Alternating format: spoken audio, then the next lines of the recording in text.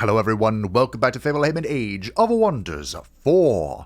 Vlad von Karstein and his beloved consort have secured the borders of Sylvania, and now extend their reach beyond to begin building their immortal empire. And I have a bit of a surprise. There was another mod I saw that I really liked, the idea of, I believe it's called Polite Vampirism. And basically, it removes the bloodstains from your heroes that have embraced vampirism. Isabella von Karstein's not that messy. She has manners, a proper upbringing, and etiquette. She would not spill so much blood. Why waste it? And I have decided to make another hero. Because we need some heroes. We need some, at least one more before we move on. And I have created a Necromancer. Johann von Karstein. Johann Haifisch was from a long line of Sylvanian nobility that practiced dark magics. Before Vlad von Karstein's arrival, he created a ritual that empowered his bloodline by binding it to the land itself by the magic of waystones and blood sacrifice. When Vlad von Karstein rose to power, the politically adept Johann offered his beautiful daughters as brides to the vampire count's undead lords. As a reward, the Necromancer was brought into the fold, eventually granted the name von Karstein, and became the progenitor of the mortal von Karstein bloodline. When Vlad fell, his family named their children after him to remember his legacy and ambition. Now that the famed vampire count has returned, Johann has followed from beyond the grave to serve once more. There were surprisingly few named necromancers that were involved with Sylvania, because as was pointed out to me, correctly, Vlad established a school of magic for specifically Shyish, the Winds of Magic of Death, long before the Empire had its College of Magic. So that's going to be my excuse for the reason we're doing Blood Mage, or not, well, Blood Mage a little bit, but we're doing Battle Mage stuff. So we'll have lots of undead critters and battle mages is the plan. Now, of course, as a hero that is recruited, he embraced vampirism. So he has this tree over here. I think we will grab the ranged one.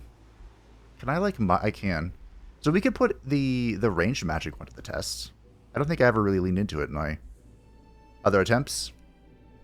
Of course, he is also a necromancer, and he practiced blood magic, so probably end up going down the Blood Pact line, but first, we're doing the Necromancer stuff.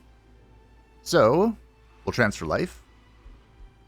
And reclaiming attacks, my favorite.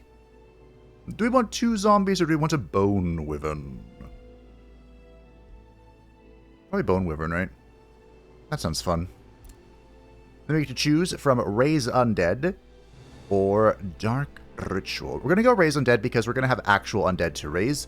Least of all, of course, are other vampires. And, of course, we're going Initiative Shadow. I don't think this matters, so we could grab Blood Siphon. Get started on this. I think I want to try, we'll do the Necromancer line first, and then we'll go, like, down this to have him, well, Necromancers didn't really enthrall people. Maybe we'll just go for the stun and, like, drain familiar and stuff. I don't know, he's here to support Vladdy Daddy. So he came with the Bouncing Sphere, which could be fun. I like AoE stuff. You know what? Sure, we'll go with that. What else do we have? We have Fortune, 2 sources of it, okay. The Evoker's Robe, magic damage. Gain resistance or magic damage and ignore stage resistance. We'll go with that one. Don't want the Firewake boots. Here's a Skeletal Horse mount. Necromancers were usually mounted on corpse carts, which I guess the closest thing here would be, I don't know, some form of chariot, I guess.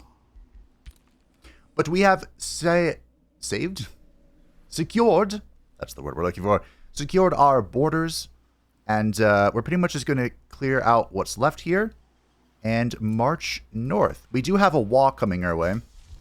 The wall. But I'm sure we'll handle it. We don't need to use this right now. For the rest of our money, should I actually save it for once? We can boost that and we can get a shrine going. Cool. Over here, we're about to make the Soul Forge and get another Death Guard. Fantastic. We are researching the White-born Major Transformation, which will be very helpful for us. We don't have enough souls to cast it right now, but we should soon. And we can also start building soul wells if we want to, which I would like to. Also, I need to apologize ahead of time. I'm not feeling particularly well today. So, of course, all of my mistakes can be blamed on that. It's never user error. It is just poor positioning. Before negotiations with Nulmok resume, Banaroth Malmar greets you. He is flanked by 2 guards holding a malnourished man in chains. Banaroth Malmar bears his teeth with an unsettling grin. To honor your might, I offer you this gift for our mutual entertainment. We caught this miscreant trespassing in my private forest. The prisoner scoffs and prepares to object, but a quick punch to the gut from the Baron knocks the wind out of him. The fire in his eyes, however, remains. Banaroth Malmar's eyes meet yours in sinister anticipation. This prisoner's fate is yours to decide, O Lord of Death. Release this man. No. We can choose which foot stays attached. We can sacrifice him in the name of Urath. No.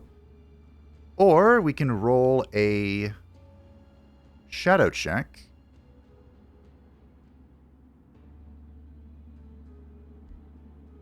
Sure, why not? A fine addition for my army of the damned. I think that's exactly what Vlad would do. So, we attempt... Huh. Sorry, I thought I just heard something. We attempt to turn him into a skeleton militia, and by attempt, of course I mean succeed, because Vlad is the greatest necromancer that's ever done it. Besides, you know, the one who started it all. Tough to compare to him. Now we have 2 stabby stabs. Okay. And Whiteborn is in. What else do we want? We could get a Banshee. I mentioned last time that Banshees were a thing. We'll get a Banshee, sure. They weren't... I don't think they were magic, like, spellcasters or anything. But they were a thing, so that's close enough. Right, we'll move out. Begin the conquests. We'll clear this for Templehof. It can grow even faster. As your troops approach the band of mercenary guards, they raise the white flag. Thank you for becoming my thrall. We'll get this done next turn. How much does it do this? It is 300 mana. Okay. So we're missing mana. We, of course, can get a lot of mana really fast. By just... Boop. Isn't that great? Also, thank you for pointing it out. Thralls, to boost, require gold. And it's just a humble 40 gold. For some reason, I thought it was like Imperium or something. I don't know why I thought that. But yeah, it's actually pretty easy to just boost these out. We're growing pretty quick now, so I don't think we have to. We have plenty for various stuff and things. I feel like I should get started on this. Do I have any prisoners? I have 1. Do we build the abattoir? I executed a prisoner last episode. I definitely should have built the abattoir, but... because then I can eat him. Money, mana. Great things. Wonderful things. We could build the Grave Obelisk. I think I'm going to get the Tavern. We'll boost that out. Boosting recklessly. And we have created the Soul Forge. So the Soul Forge is the item forge, but we also can use our thralls and some gold to recruit animals. Now, I don't know if I'm going to do this particularly.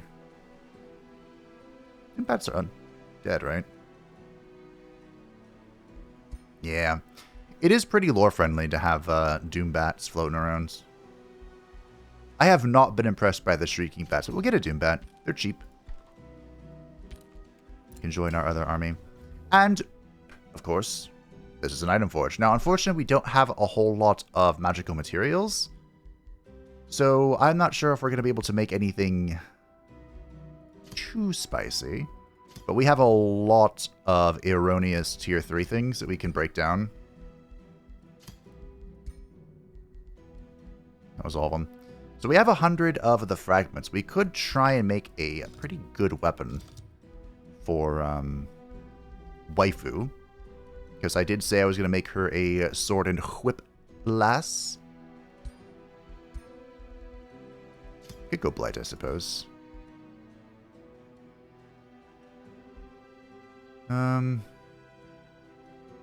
Yeah. I don't know if it's worth it yet. But, like, we can get crit chance. Do I have anything here? Provoke. And Frenzy. It might not be worth it to make it anything really powerful yet. So instead, let's go to Miscellaneous. And see what we can do. Caretaker. So Army Trainer is good. That's tier 4. We don't really want to use fragments on these if we can help it. Maybe we can just spit out some army recuperation stuff. We are going to be fighting a lot. The Magic Conch. So we can get started on that. You're looking swell. The Imperial Essence is back. Fantastic. That's our Imperium income. I'm not sure. Oh. We got it from the Dream Vault. Nice. So now that we have vassalized them, they should have peaced out with Blint. And, so there's no threat of him bonking this.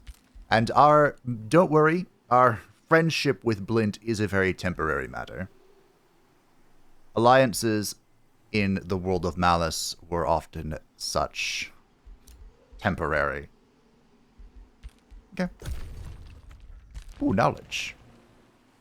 Well done, little scout. Is that the only scout we have?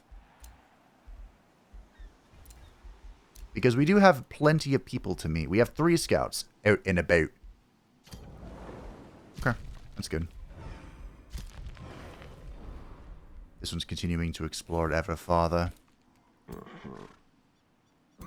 The land of the Empire. It'd be cool if we could find a few heroes, but I'm gonna need a lot more vision for that. Excuse me, pardon me.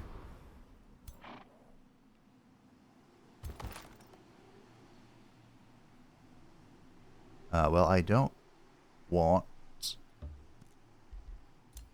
to go over there. This is sunless, but I don't think there's any fancy thing over there. We cleared that. We have more stuff to clear.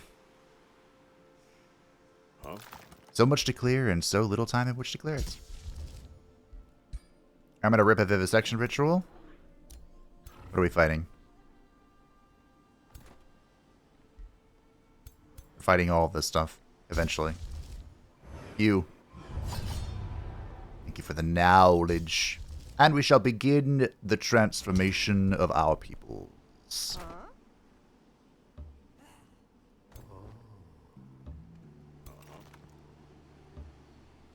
So much to do and so much to see.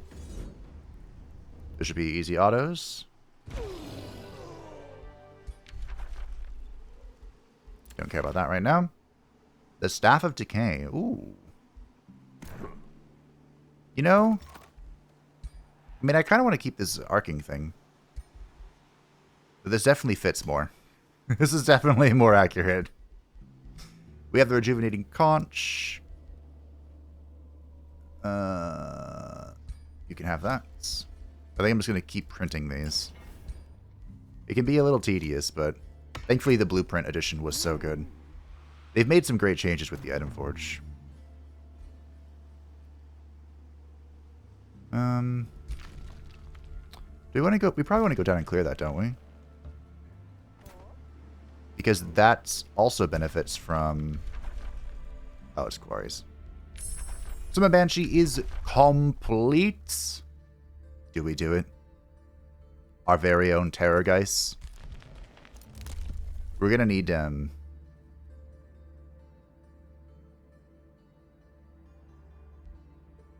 we're gonna need a lot of souls that we currently don't have. I think we do want Dark Vigor. I want this as well.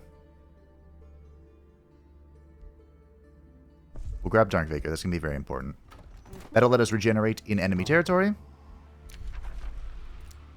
Defensive pact between Ariel and the Empire. That is fine. In fact, the Empire and the Wood Elves are good examples. They have both fought many times, and they have fought alongside each other several times. War party, message received. Don't give up yet. This isn't over. You could still rise in the ranks of the world. Okay, Mazda Mundi. Thank you. We actually might be able to just, like... Ooh, we might get to see some stuff here.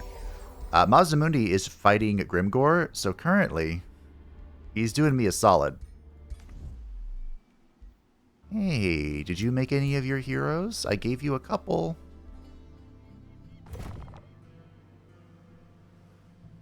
Is anyone left alive?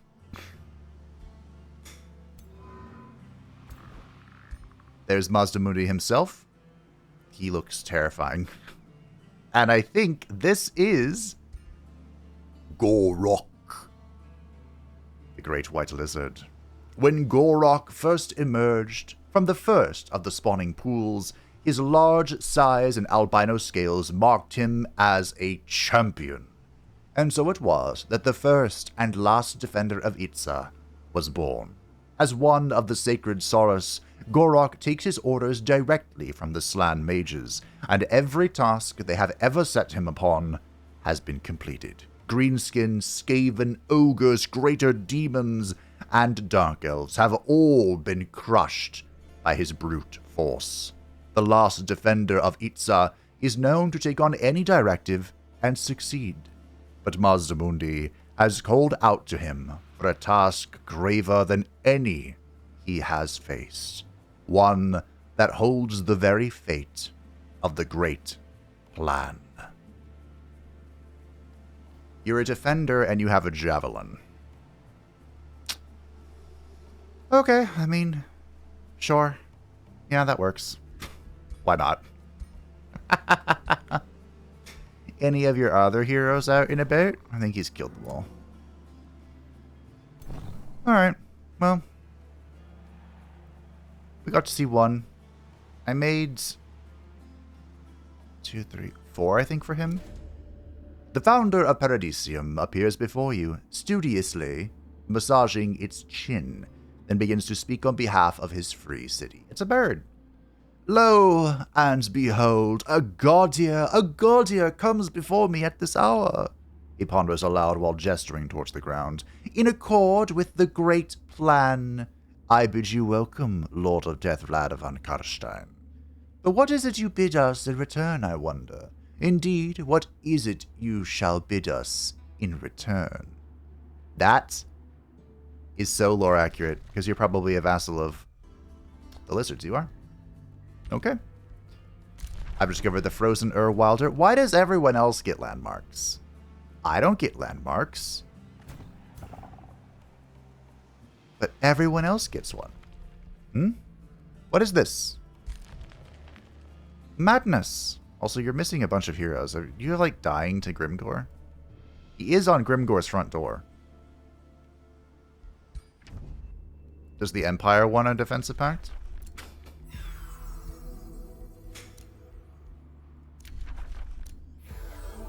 Okay. I have discovered the Tangle Scream Pulse. See, building this around Averland is why the Mad Count is a Mad Count. Just saying. Any heroes? I need a hero. I'm holding out for a hero till the end of the night. He's got plenty of knights. That's good. That's very war friendly. Franzi boy, we're not doing a very good job of clearing things. Yeah. Wait. There's like nothing left of the Empire. Not even the Prince and Emperor himself. He's not in the void, though.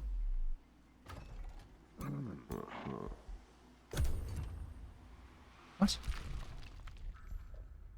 Here's Gnome.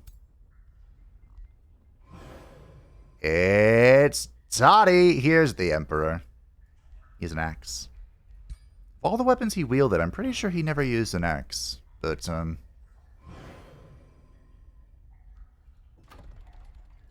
do I know? We have another hero we can talk about, though. And that, of course, is a Toddy. Why? This isn't right. Graf Boris Todbringer is the Graf of Middenheim. Thank you, Fabe. And embodies the nobility and loyalty one expects from a high noble of the Empire. Although Boris originally challenged Karl Franz for the seat of the Emperor and initially rejected his Sigmarite rule, Todbringer has proven one of the most steadfast defenders of the Empire, relentlessly hunting the local beastmen, especially Kazrak, who stole his eye, and the mutants that hide amongst his fellow men.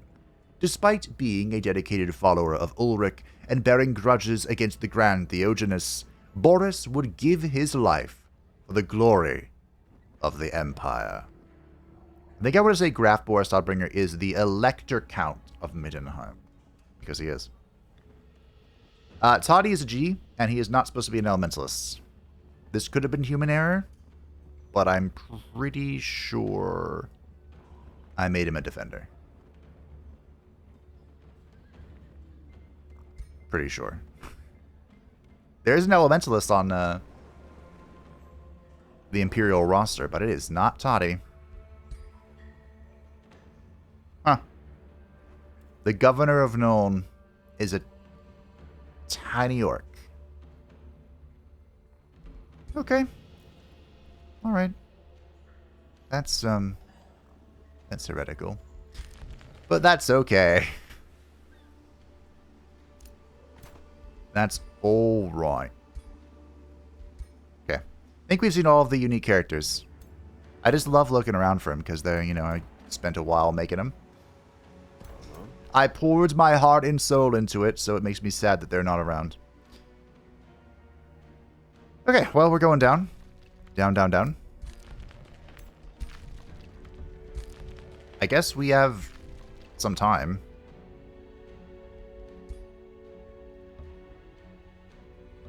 Because the AI is being slow as well. Oh, Bone Daddy. I need one.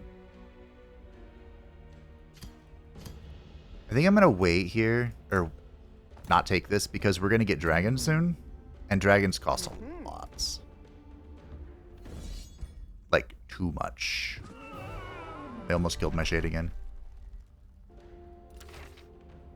Ring of Regeneration. Not a bad ring. We're going to make a master ring for Vlad, because it's very important to his lore. But not yet.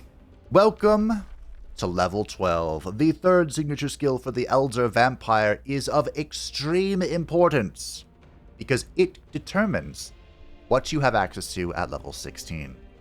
Well, there are some just generic ones to 16, but the third choice you have is based off of what we select here. So what are our options? We have the Blood Communion. This actually would make sense for a lot of vampires. I don't know about Vlad, though.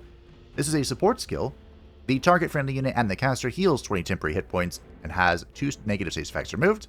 This is a free action with 4 range and a 2-turn cooldown. Not a bad support skill. But again, Not very Vladdy. This also gives the Warding Aura, or unlocks it. Then we have Exsanguinate. This is a 6 range, 40 attack, full AP damage. Attack. Single target? Single target. The damage, which is a lot, ignores 50% of defense and resistance, and inflicts 3 bleeding. It is a magic single shot. Interesting. And unlocks Adaptive Vigor. Once per turn, this unit gains regeneration when hit by attack. Then there's the Blood Blight. Also not very Vladdy, but this is a leave 1 AP attack. The target enemy unit and 2 others within 2 hexes sustains damage and gains 3 Blood Parasites. Also unlocks the Debilitating Aura. The Tormenting Mist. So I'd like to pick this one, but I'm not sure if we'll go with it. Because this is a leave 1 AP, 10 frost damage, nothing crazy, but in a 2 hex radius around you, everything takes damage, loses 10 morale, and gains 4 stacks of torment until the end of combat. This would represent, well, I think, the terror that the Von Karsteins wrought. Festering Spine. This is a 1 AP single shot. This is like a sniping skill.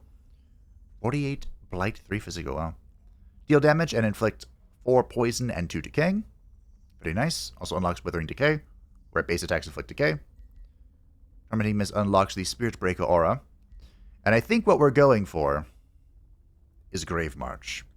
I mentioned that I had plans to supplement the necromantic aspect of Vlad E. Daddy, because he is a master necromancer.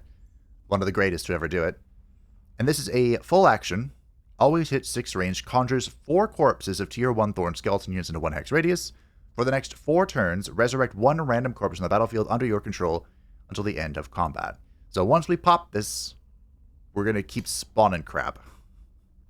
And this unlocks Immobilizing Presence, which I don't think I care about. Tormenting Mist would be fun, but I think it has to be Gravemarch. I think it has to be. So, with that in mind, I'm thinking about not going over here. I think we're going to ignore this part of the tree. We have to be careful with our points. We don't have an infinite amount of them. But I am going to get started on curses. I was convinced to do the curse. And this also works really well with shock weapon. Honestly, any weapon. But basically, this is a free action. It has 1 range, so we walk up to somebody, just, menacingly, curse them, and then bonk them for a lot more damage because it's under their defenses. And I always like going down the left side here so we can inflict disease, which could suck. But the fact that this turns into a 1 hex radius is so good. So I think we're going to do that. We're going to grab the curse. We now have a big ol' necromantic ability. Arguably one of the most powerful necromantic abilities added to the game, but we'll see. We'll see how it performs. I have high expectations, though. Flee, my bats. We can expand. And where shall we expand? Right there. Get some mana. Get some research. We can boost this. Do I have any support skill for Shadow? We want what's after this. I don't think we particularly care about it itself. We want the Ritual Chamber. We want too much. We'll start at the tavern. I can't believe I haven't built that yet, and it's showing. Templehof can annex as well. We shall annex down here, because Templehof loves research.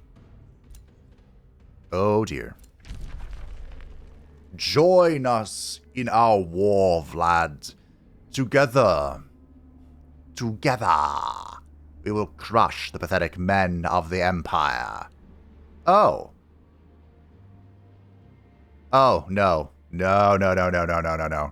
Blint the Underbite is calling for your aid in his war against Karl Franz. Accepting his call gives you +3 grievance. Choose against Karl directly. Declining will give Blint 10 against you. Nope. Now, see, if that was the Empire against Blint, we could probably come up with something. Rival between Grimgor and Blint. But Blint against the Empire? No, thank you.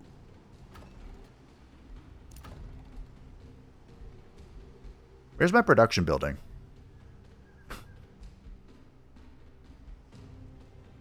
I have no quarries. You know, that explains a lot. Some madman just keeps building research here. We probably need another Necromancer too. Hello. Is this our first blood cultist?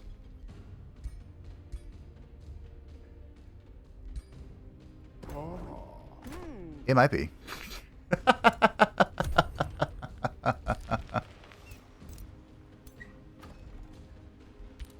Well, they're pretty good. We're not really leaning into the whole bleeding aspect, but I think by themselves, it'll be interesting to see if they're like independently good. I think they are. I think they are that good. Because their damage scales based on bleeding on the target, up to +50%. Of course, on top of the power from death we have, I think they're going to be good. I think they're going to be plenty good.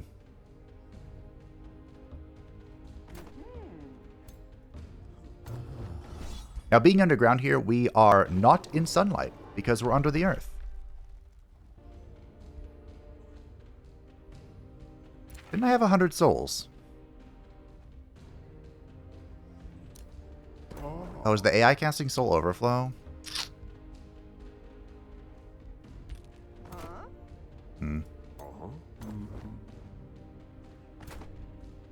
Rune.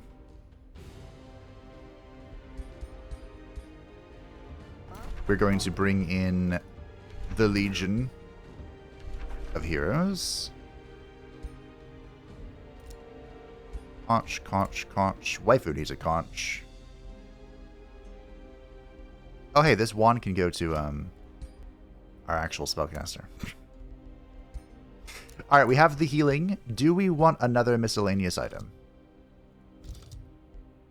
You know, we can make a wand. Oh my.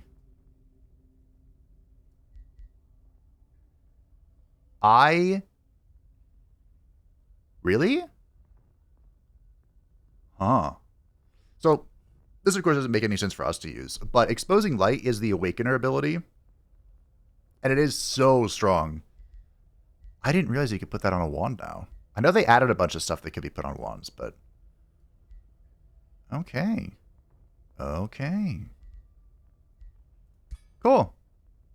Anywho, back to what we were doing. We got Army Recuperation. Do we get Army Trainer? We can actually just pump these out. Shall we have a quill?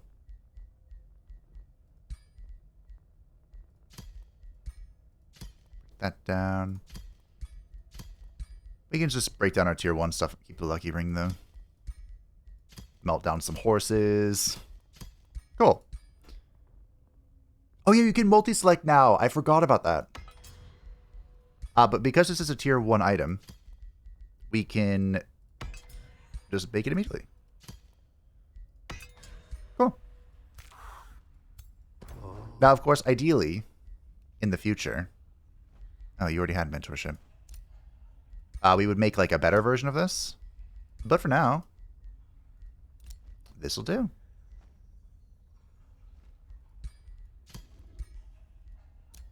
We don't need extra vision. I'm saying back. Waifu probably wants the crits. You have regeneration. Oh, flanker. Flanker is good for her. Alright, you can have it. Congratulations, good sir. Alright, we're going in. The cave is dark and eerily silent as you approach. A thin layer of silky webbing covers the entrance. You and your party venture further through the maze-like cave, passing cocoons filled with all sorts of creatures while searching for the secrets hidden beneath the cobwebs. Before long, the webbing gets so thick but it becomes noticeably harder to move. Then you hear something in the darkness. While you struggle to move through the sticky web, you hear the excited chitter of the cavern's many-legged inhabitants. They can sense more prey. Good job.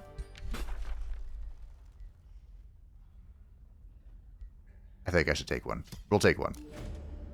You have become the apex of shadow. Shyish bends to my will. The master of decay, and you have brought shadow affinity into this realm. This is funny, but I don't want to spoil why. You have delivered your own destiny through relentless effort and determination. Your Sylvania, your trusty followers, tools, and weapons have diligently helped you complete your tasks. Your work is now complete, but now is not the time to grow idle. Not when victory is within your reach. This has always been your destiny, and with the blessing of the Endelon of Shadow Affinity, your influence is only just growing. So all owned units gain the Mark of Shadow. And gains, whenever an enemy unit dies, this unit heals for plus 10 temporary hit points and gains Slippery and Flanker for 1 turn. That's disgusting. The Fallen Angel, Undead Titan, and Bone Dragon become available in the Rally of Lieges. Wherever shadow exists, so will my Sylvania. As will I. This probably should have popped up first. But that is our Vision of Prophecy. Destiny. The Vision of Prophecy is what they're just called. The 3 of them, collectively. This was specifically, I think, the Vision of Destiny. After the spiders are dealt with, you can search the cavern with ease. Brain. You find several cocoons, most of them empty or with their contents decayed. Then, one of your companions calls over to you. This one's still breathing. I wish to end that. You quickly free the living victim, and after a moment of respite, he is able to speak. Thank the Godia for your arrival. My name is Vlad, Kingstealer of Turnell. There can be only one Vlad. We traveled here to investigate this so-called safe haven, and then, well, he gestures towards the cocoons. I owe you my life, O Lord of Death, Vlad Kingstealer says. If you need my help in the future, you need only ask. Okay. How would they know? Yoink. Now, imprisoning him is, of course, great, because we're going to eat him later.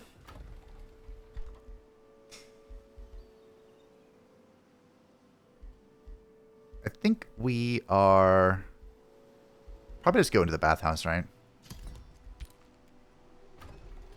Probably. Okay, we need quarries, so we're going to get this one because it has an iron node on it. The bats are following. Okay. So, here is the world. You might say, Dame.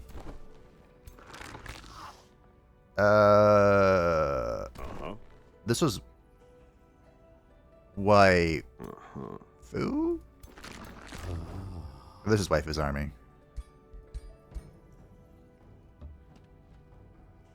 This is Vlad's army. Okay. It's coming back to me. Do we want... And the thing about skeletons is they are...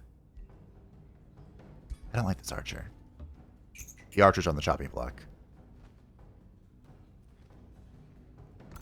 But here is the Bone Horror.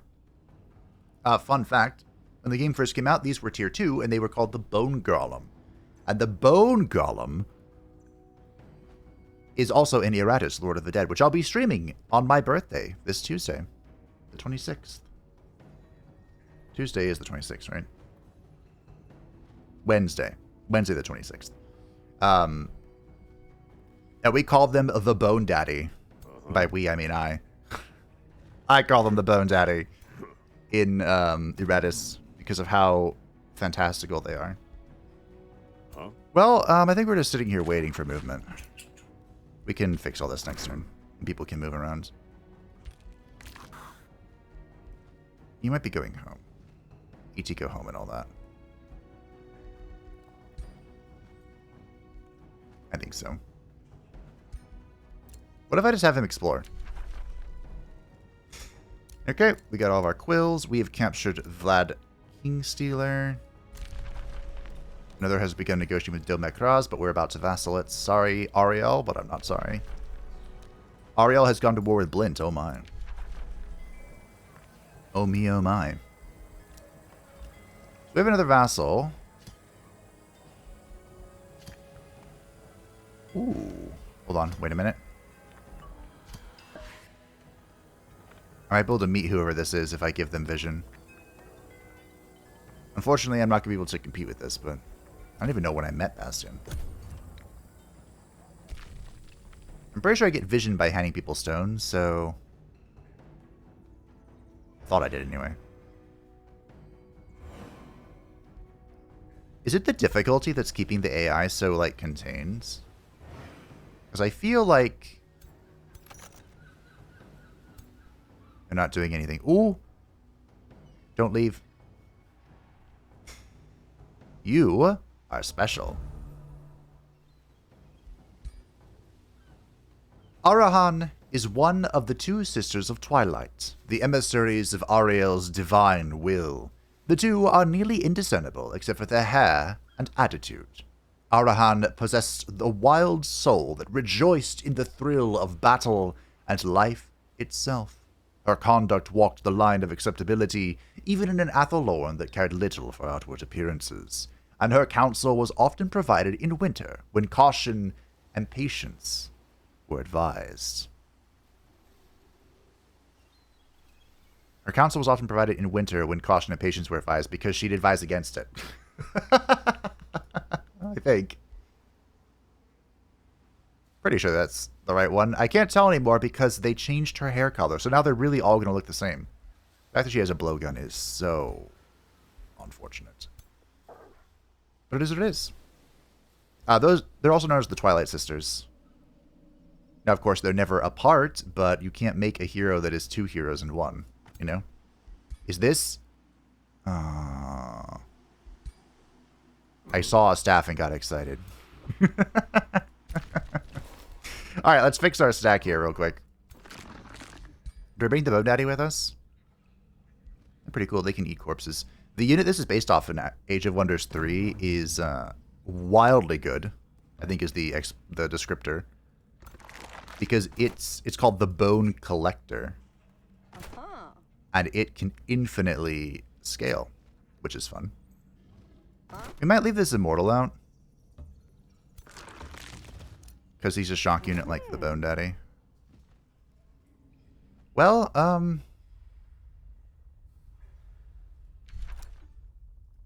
mean... free XP is free XP, you know what I'm saying?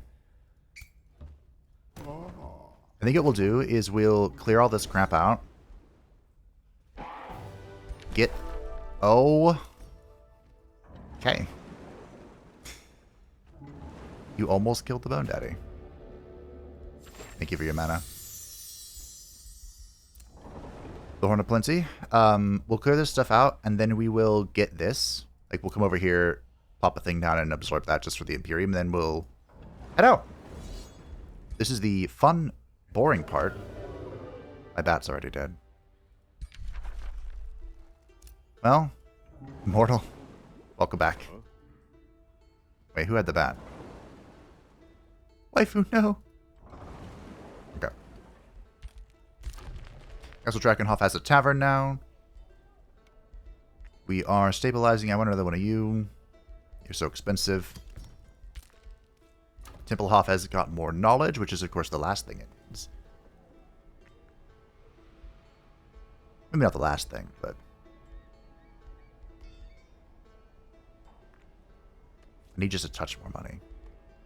Who likes me? I have a good relationship with the Empire. Thank you. Thank you, Franzi boy. Cool. We got a whole bunch more plants. Johann von Karstein has leveled up. When a friendly unit dies, this unit gains grace. Summon units gain decaying dissolution. When this unit dies, adjacent enemies suffer 15 blight damage and 2 times decaying. Oh, our corpses explode. Sure. Why not? You can have the Wand of Blizzards, which is great. Cool. Bloody daddy. Hex of Decay. So now our curse will inflict decay. I'm really just here to make this do a 1 hex radius situation. We can get another hero. Rivalry between Ariel and Mazdamundi. I think our friendship with Blint is coming to an end.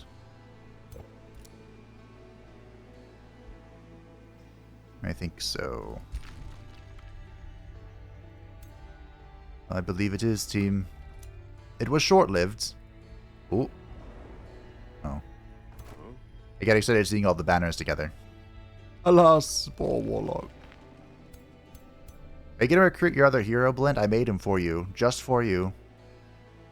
Doesn't look like it. Alright, well. Ah.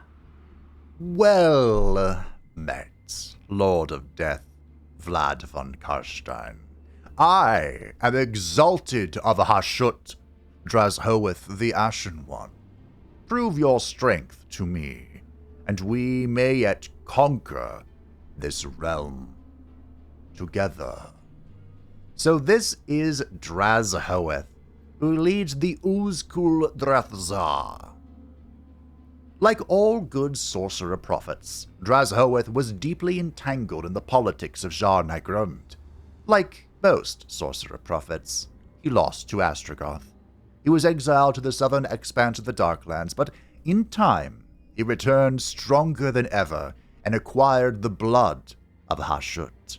With this fragment of their dark deity, he lifted the stone curse and earned the bull god's eternal favor. In pursuing ever greater power for the Father of Darkness, Drashoeth found himself on a new realm, where he unleashed ancient seals to ascend himself. Now, he returns in the Uzkul Drathzar's darkest moment to usurp Astragoth's stranglehold on his people and lead them to domination in Hashut's name. So Drashoeth was, this is an Ascended character. He was my first campaign after the release of Empires and Ashes. So he is our Reaver culture representative, and he was based off of the Total War Warhammer storyline.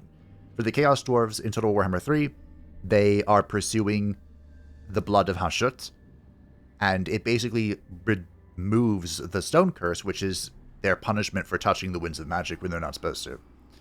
Dwarves can't touch magic, but the Chaos God, the minor Chaos God, Hashut, allows them to. As our Reaver culture representative, he has a Merciless Slaver and Reclaimer. The Uzkul Drathzar are underground notation, strong, and resistance. Okay.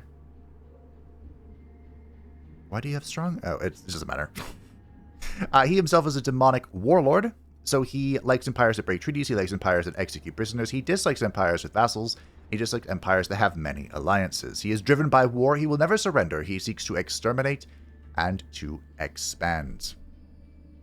I changed his build path a little bit to make use of the new Tome of Geomancy, because I felt like that really solidified the spellcasting power of the Sorcerer Prophets. I went full Fiend in my campaign, and it didn't really make sense. Like, his campaign was really hard. Like, one of the most difficult campaigns I've done. Even the Goat, who really had a hard time testing out the AI cheats, I feel like his campaign was easier. Drashoeth was just a struggle bus from day one. And that's kind of... Oh. That's kind of forever marred my opinion of the Reavers. Your heroine, Isabella von Karstein, appointed governor of Tempelhof, approaches you in distress. Wise Lord of Death, I would like to ask for your advice on the following matter. A group of disgruntled veterans have been stirring up trouble in the city. They have set up camp just outside the gates, where they continue to sow dissent and make demands. Yet the city guard does not want to take up arms against their own. Great Lord of Death, can you relieve us of these dissenters? As you wish, my beloved. I shall slay them and raise their corpses to serve you eternally. A little spirited, I think. But also something Vlad would say. I'm not sure why the AI is killing my units, but I don't really appreciate it.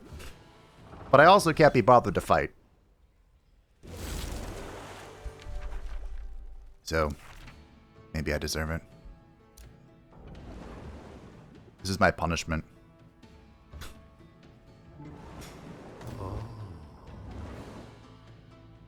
Okay. Isabella von Karstein has leveled up. We'll grab martial expertise, I think. Because again, she will be in melee later. And Whiteborn, should have cast this first, is ready! This is going to turn our culture into undead, so they will benefit from all of our synergies. And they will have access to lifesteal. So whenever they hit somebody, they heal. And if they're shock units, they heal more. Now, of course, Vlad wasn't too bothered over whether he ruled the living or the dead. So we're going to turn that off. Do we want a Banshee for our friends? I don't think we do. Oh, we can start casting more Covenant of the Faith. I want this, but it's not going to come in time. So we'll Covenant of the Faith. Get more mana. Free mana. Defensive pact between Carl and Grimgore. Uh-oh. My domain is being invaded. Where do we meet Dreshoeth? The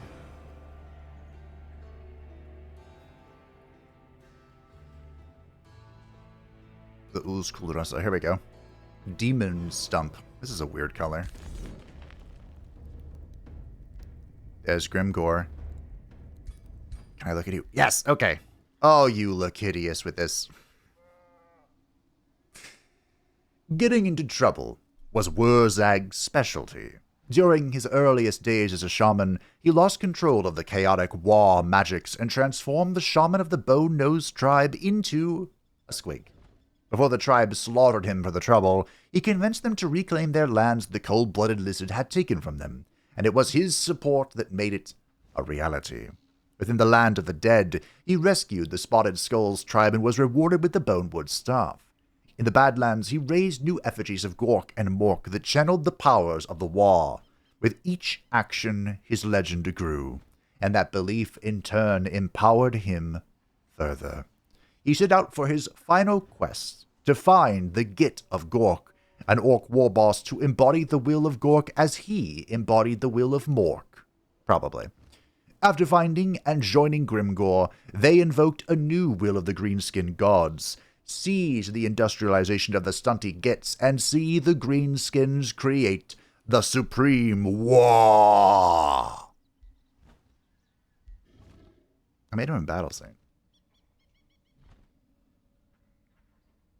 Did I do that? Feel like I didn't. So there's Wurzag, the Great Green Prophet.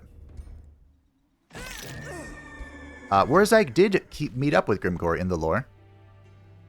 And, the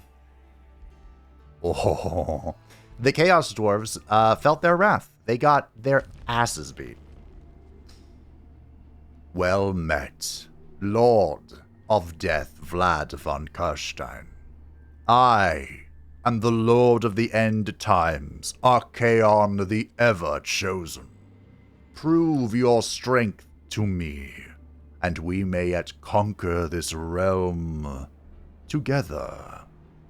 This is a second ascended character. 2 characters have joined the realm from our pantheon, and Archaon, the Everchosen, leads the warriors of chaos. Archaon reclaimed the 6 treasures of other worlds, overcame countless challenges by the Dark Pantheon, was crowned Everchosen by Be'lakor himself, and brought about the end of all things. When he next awoke, he found himself in a world unknown to him, but Ao too would bow to this chosen destroyer. His victory this time, however, saw him ascend to a pantheon of his own. In Magehaven, he enjoyed watching conflict from the same heights as the Chaos Gods. However, the Slayer of Kings demands blood. To quench his growing thirst for battle, he has returned to an alternative malice to bring chaos once again. Can anyone stop the end times? So Archaon the Everchosen was the Everchosen. I believe he was the 13th Everchosen of the 4 Chaos Gods. He basically represented all of their power, and he was the one who led the armies of chaos to bring about the end times. Fun fact, the no longer canon Storms of Chaos were basically the end times, but order held. And so there's like 2 different stories with Archaon the Everchosen, one where he succeeded and one where he didn't. And I made 5 heroes for him, I think, and I drew from some of the Storms of Chaos for that. We'll see if we can find him. Anywho, he is our barbarian culture representative, Scions of Evil and Ruthless Raiders. He has the Nightmare mounts, and he is tenacious. Look at those beauties in the back. Pretty much everything in his culture is mounted almost, I think. Is the Berserker mounted? We can see the Corruptor back there. He himself is a demonic warlord, of course. He likes empires that break treaties. He likes empires that execute prisoners. He dislikes empires with vassals. He dislikes empires that have many alliances. He is driven by war. He will never surrender. He seeks to exterminate and to expand.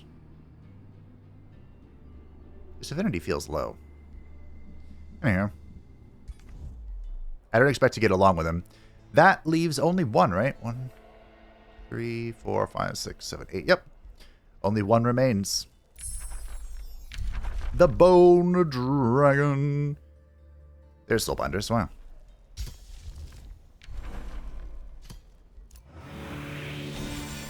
This is for mana. This is for mana and nothing else. Also, we're going to cast Soul Collection now. I need the souls. My darling Isabella, how would you like me to deal with this? You encounter the insurrectionists of Templehof, a group commanded by a mortalist who takes a brave stance when seeing your troops. So you've heard our protests. You are hideous. This is why I hide this. Then you must have heard about the way we are treated, too. Long have we guarded your city, fought alongside you, but what then? The old and wounded are tossed aside like old dish rags. No more. Our work and sacrifice deserve respect. We demand food and shelter for the wounded and the elderly. We do not wish to fight you, O Lord of Death, but we will fight for the well-being of those who have served you.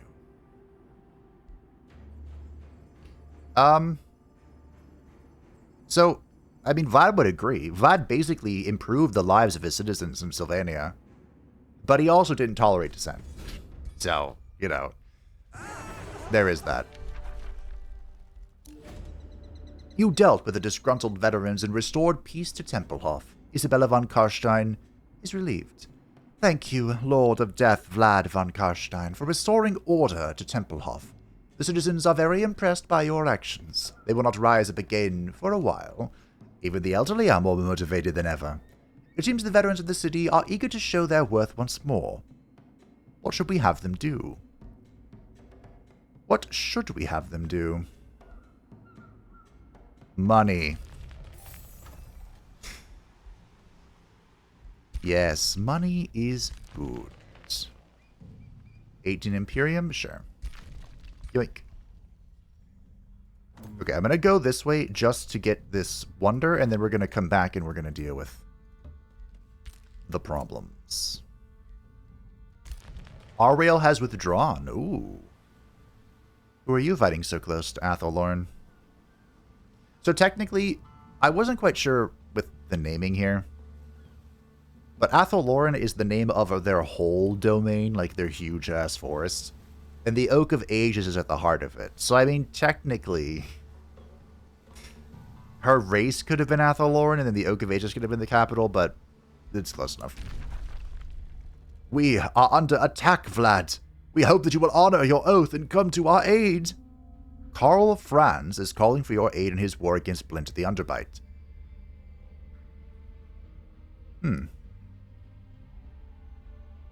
This is a defensive pact. Okay, and this is moderate.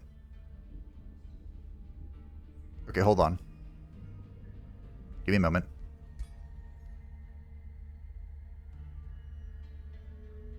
Math. It's moderate already, so there's... It's minor, moderate, major. So if I can get it to 51... This is 14 we could get rid of. And this is what? 36. Wait, this is enough, isn't it? For major justification? Hold on.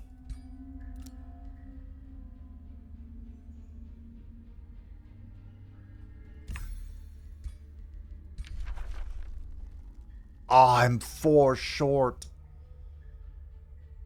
I get 2 turns.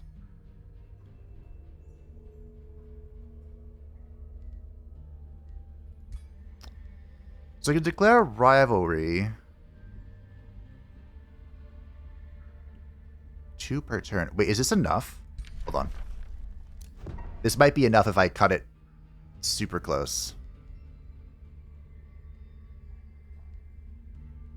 Oh, no, whatever. Let's go. Very well, Vlad von Karstein, he says through gritted teeth. If it is a war you want, it is a war you will get. Alright. Ariel has crossed you, okay. Defensive pact between Masamune and Blint, that's odd. I am now very evil. Very evil. Oath Warden Payan Oathseeker of the Free City Wilford greets you formally. The honor guard of the valiant Roden flank him. Your reputation precedes you, Vladkan. The face of the Oath Warden is strict, but there is sincere respect in his eyes. We have no quarrel with you. Although you are a stranger to our ways, the oath we took requires us to welcome you as friend. Oh. Interesting. Maybe we can cheese this out. Baroness Melania Grimtain of the Free City Rathervek greets you with a nefarious sneer. Salutations, great and powerful Vlad von Karstein. Please excuse the stench of death you may have noticed before our discussions. This is part and parcel of our dark ways, not an omen of what is to come, now that the people of Rathervek have made your acquaintance. Unless we are provoked. She would actually fit with us, but unfortunately it looks like the Queen in the Wood is going to take over. Scouts, can you find the final person? That'd be pretty cool. Alright, Grimgor killed one of the scouts.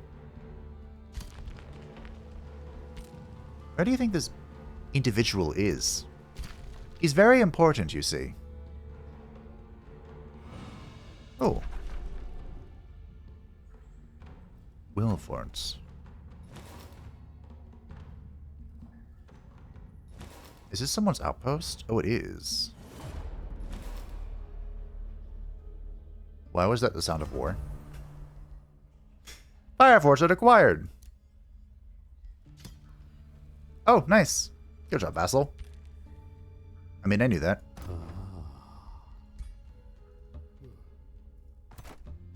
Everyone follow the leader.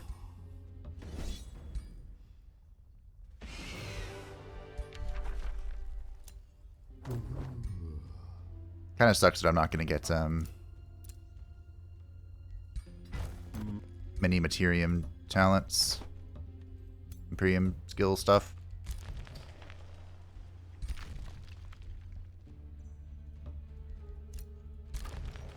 Thank you for that.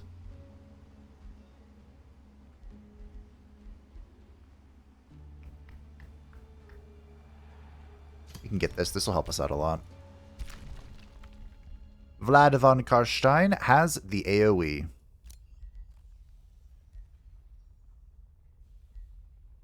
I don't know how I feel about Dark Ritual.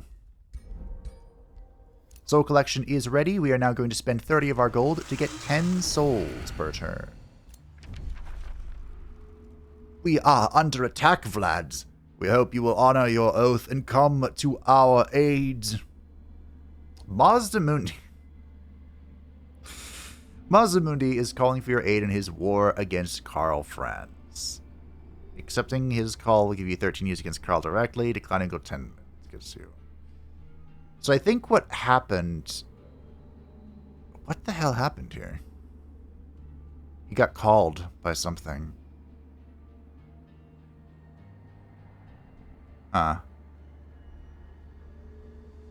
Someone got called somewhere.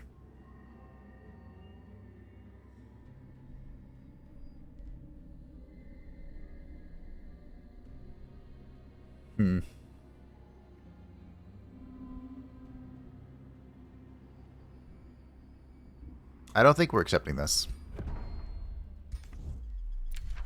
War between Karl... Oh, maybe he just declared it. There's a bounty here. I would like Gem Keep. Oops. Let it be known that Grimgor has crossed me. Man, he's crossed me too. He's crossed us all. Also, it was pointed out to me. Thank you. Grimgor, I was confused, unsurprisingly. Grimgor is a persevering diplomat. Not like preservation of the forests or life or whatever. Persevering in the fact that he'll continue to persevere in diplomacy, which is, of course, the very opposite of what he did. No. I can't tell if my... Oh, yeah, I got pretty close. My skeleton just wandered right over to his capital city. Not sure why, I just kind of felt like it, I guess. I think we're getting close to the point where I'm going to have to cut these in turns. We'll see. We shall see. Soulbinders, and it is time for our second tier 3 tome. And you know what it's going to be. Torment. Make their bodies tremble with torment. For every inch they move, they will pay with grunts of agony. Let suffering drip like honey across their pulsing skin. Make them bow. Make them beg. Make them plead to their bringer of pain. And save some torment for yourself. For suffering is best inflicted when enjoyed firsthand. Just imagine that was Isabella reading it. It is as sensual as I remember. Okay. Reading over here. I think we're taking out you and you. To bring in Johann and to bring in Waifu. A grizzled blacksmith stands between you and an ancient forge. Forge is closed, he sighs defeated. I think our work disturbed a fire giant and his minions, the blacksmith laments. They're on a rampage, tearing the forge apart. We barely made it alive. The entire structure is collapsing. The blacksmith wipes his sweaty forehead, tears welling up in his eyes. Our entire livelihood gone. You peer past the blacksmith towards the collapsing roaring furnace. A rumbling and roaring can be heard from within. I will save it. To arms. How's the AI do? Questionably. You know what? Let's do it. Let's fight. We haven't had a good brawl in a hot minute, and I haven't used my new trick.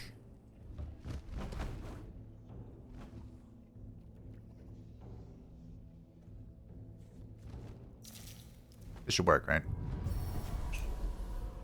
So there are a bunch of corpses that should be here.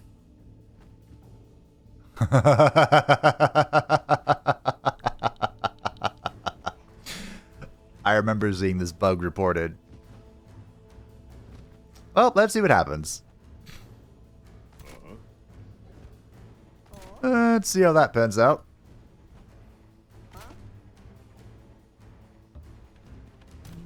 That's going to be our front line, mostly. We can buff waifu. Go over here and you can heal. That thing. Okay.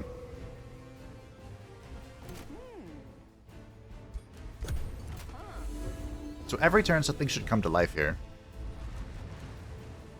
Come to unlife. This is a pretty tricky team to crack.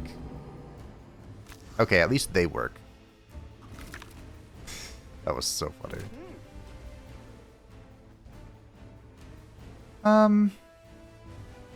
Okay.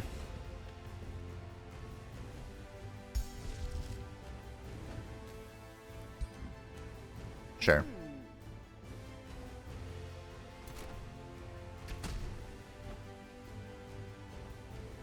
Boop.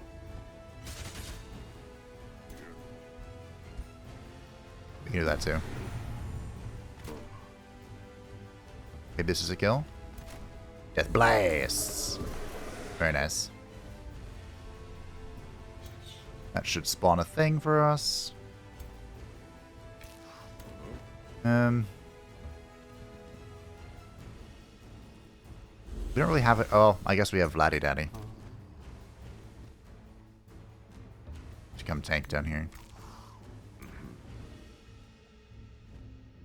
I don't really want these guys to just go in.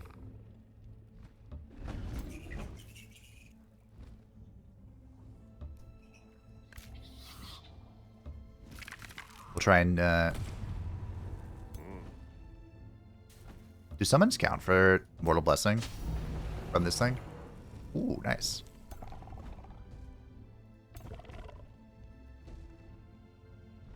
I should have known the answer to that because we use skeletons all the time to get Mortal Blessing. Alright. Well, if our tier 3 unit guy does die to something like this, then we can resurrect him, so that's nice.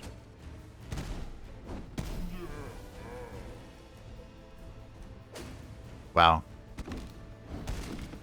I think we're almost full Mortal Blessing already.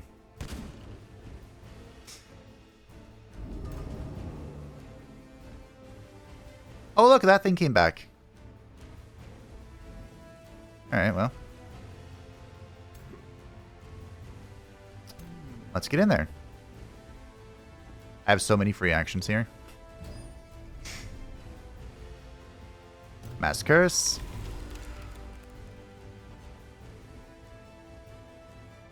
And then we just rip the stun on this guy, right? Every time.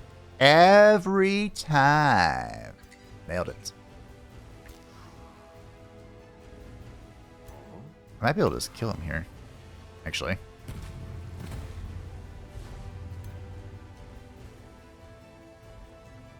So close.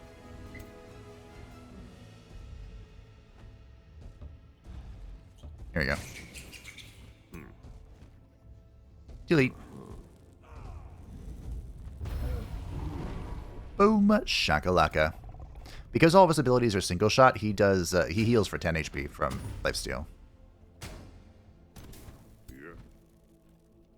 Which is very good.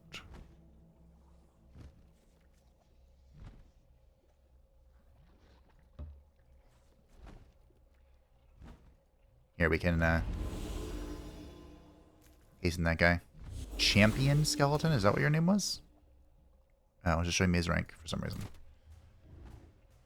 Don't mind me, I'm just gonna waddle over here. For a bit of a flankaroo. Remember, waifu does 25% more damage on the flank. So, seems like a good idea to me. The thing is blind, so he can't retaliate. Oop. And I don't think I'm even going to bother attacking here. I think you're just going to defend. Just hold the line. Hold. Cool. Well, works for me. Waifu! How dare you swing at her? Good job, bud. think we have to wrap this up here.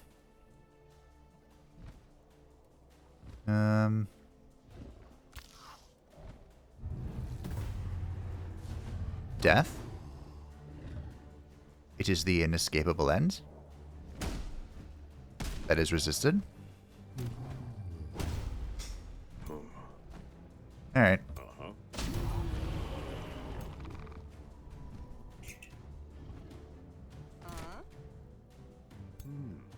We are fully juiced. Alright, zombies. Let me waddle away. You would have quick reflexes.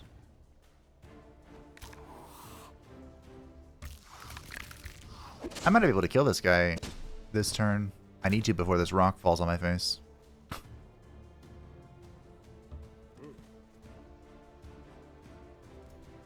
Strengthen? This is all you, waifu. Oof. Snapshot? Kill? It's not even close. Well,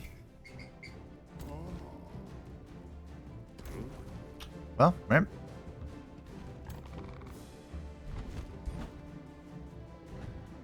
Here's what it is.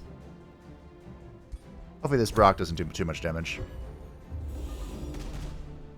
Gravemarch wasn't overly helpful here, but I could see it being supremely helpful. This thing. Oh. 65%. Nailed it.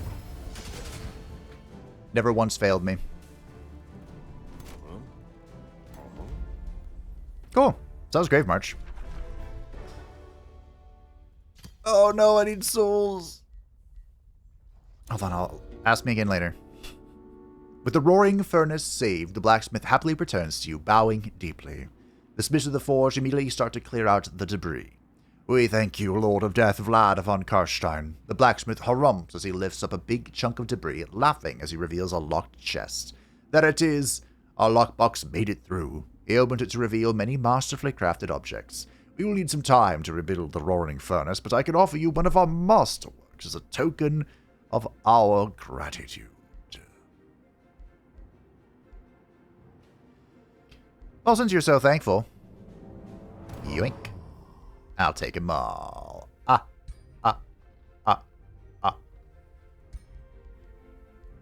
I guess you can have Wind Barrier, I suppose. Wind Barrier is good for everybody, but... Okay, here's Claim Soul. Just resets our cooldown, right? Target non-hero unit is immediately revived as a whiteboard on the caster's side. Caster refreshes all ability cooldowns. Once per battle, cannot be refreshed. Okay. I thought it refreshed itself for some reason, but... I guess not. Cool. Alright. Thank you for the wonder. We've got to go. Things to do, people to see, entities to slaughter, and all that.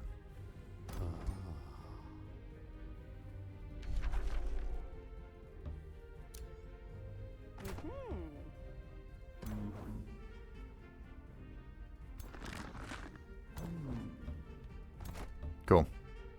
Okay. If we can restore to that next turn. We'll have our outpost here. This Necromancer is joining us somehow. Tier 3 for Temple Hoff. There's a lot of leftover production.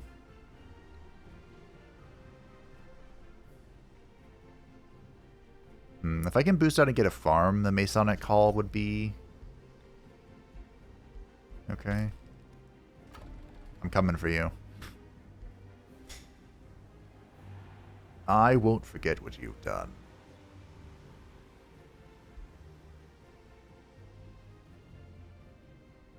We can get a farm here, and I can start turning this back into a mine. I didn't forget. Only partially because someone commented about it. Friendship between Drazhoeth and the Empire. War between Blint and Grimgore. I can't get any souls, can I? I mean, the next rally is going to be insane. In the membrane. Okay, this will make it so the Vivisection Ritual costs 3 thralls instead of 4. Not that I'm bothered by its cost. Honestly, it's its casting point cost, not its thrall cost that's perturbing me. You ever figure out your situation, Franzi boy? I hope you know that I stood alongside the Empire. I want to rule the Empire, so no one else can kill it. That's how this works, right?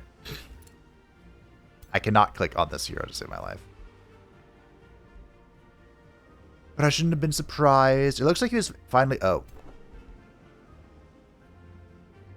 I was just about to say it looks like he was able to repel the Blint Menace, but it looks like he wasn't, actually. You know, Blint's heroes could be our first heroes that we raise.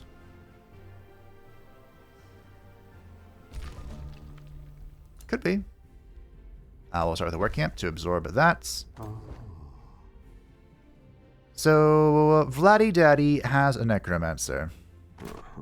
You are a Necromancer.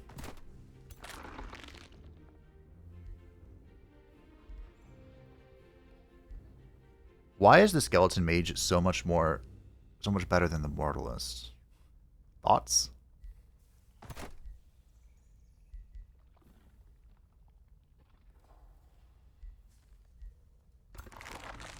Huh. It's like when it comes to raw numbers.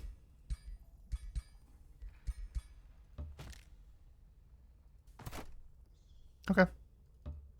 We're outie. I might have this guy just go auto. I mean, you're probably going to end up building another army, right?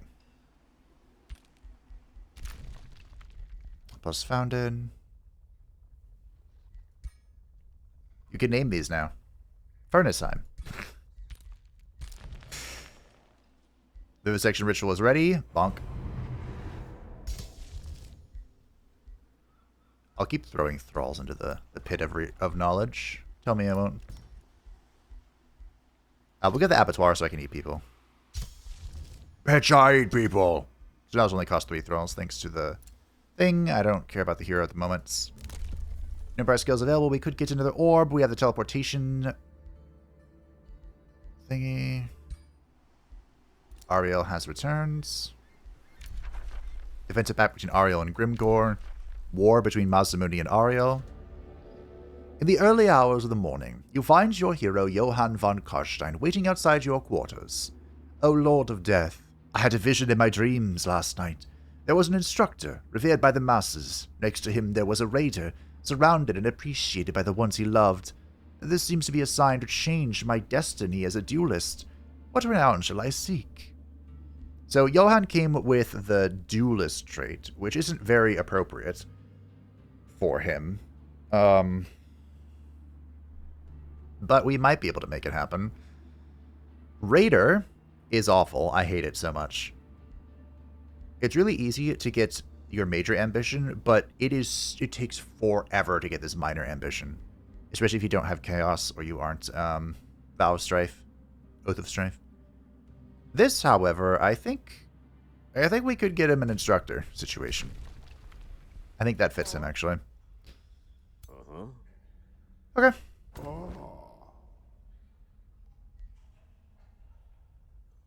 End turn. How have I not... Hey, it's the Inevitable City. How have I not met this other character? Do we think that he's up here? He's probably down here.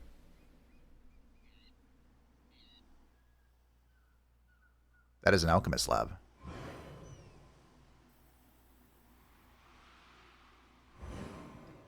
Oh, it has to be down here.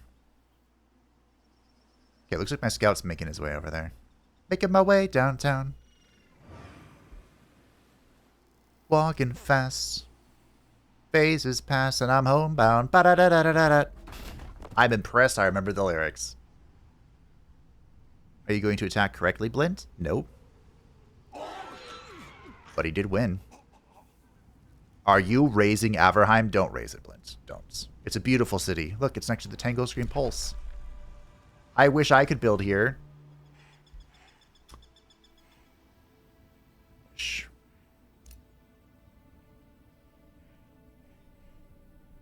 It looks like... Shouldn't this entire terrain be sunless? Huh. That's weird. Why is there no artifacting here, but then I hover this? That's odd. Peculiar. They said they found the source of the artifacting, but it's impossible to fix because of the way that the shaders are like it has to do with the shadows in the UI and the way they are. It's like not something that can be fixed without redoing the whole system. So there's that. Ooh, that could be really good for Vladdy Daddy. Once per turn, this unit gains bullshit defense when hit by a melee or physical range attack. Maybe that's better. Ooh, precision. Oh, that's not very relevant for you anymore. Well, it's relevant right now, but it's about to be not relevant.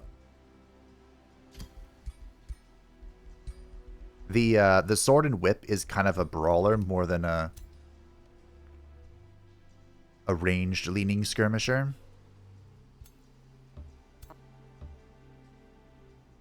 Who went to Deathstalker? Probably waifu.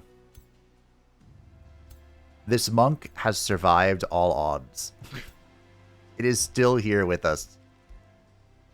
The abattoir is in.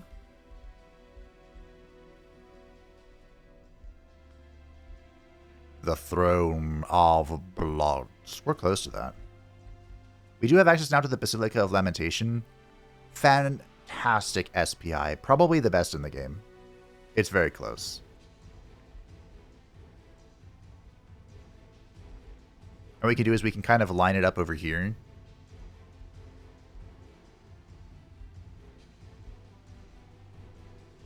Like with the Basilica here and the Mausoleum here.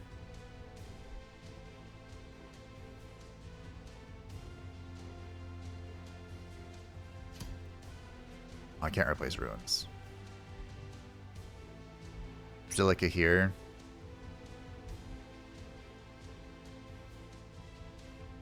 Are those both of my foresters?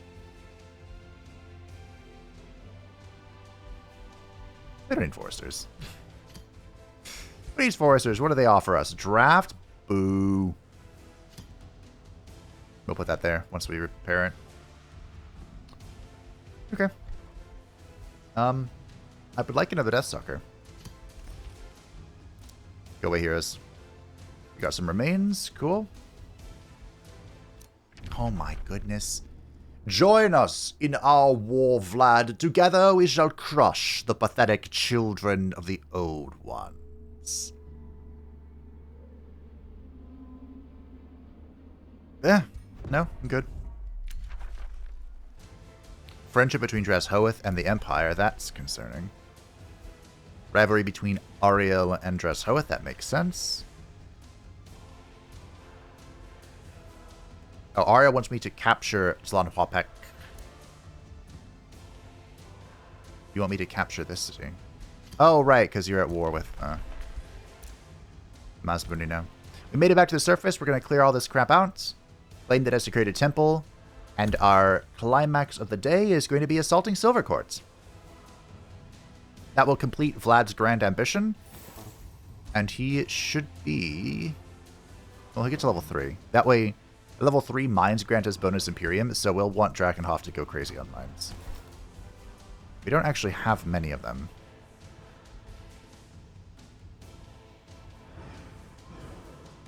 What's our... Oh, right, of course, the Mausoleum. I was like, what's our cultural SPI? Because the Cult of Tyranny has a mine for their cultural SPI. Unfortunately, we don't have many gold mine opportunities.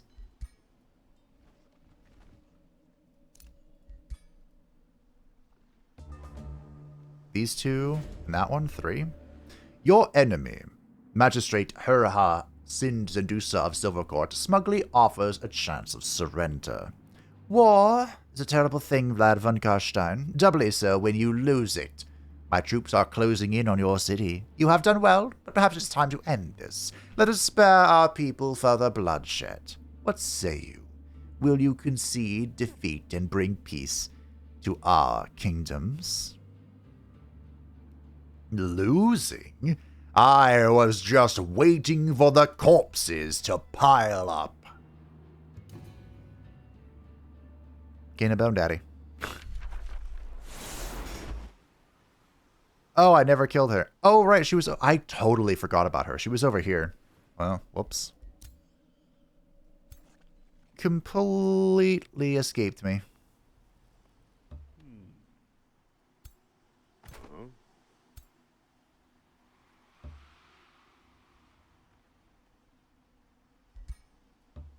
You know what we should do? We should assemble an army, a stack of elite stuff for this. Well, we can just have his army level up. I was going to say we should have a stack of elite units to join this guy to complete his ambition.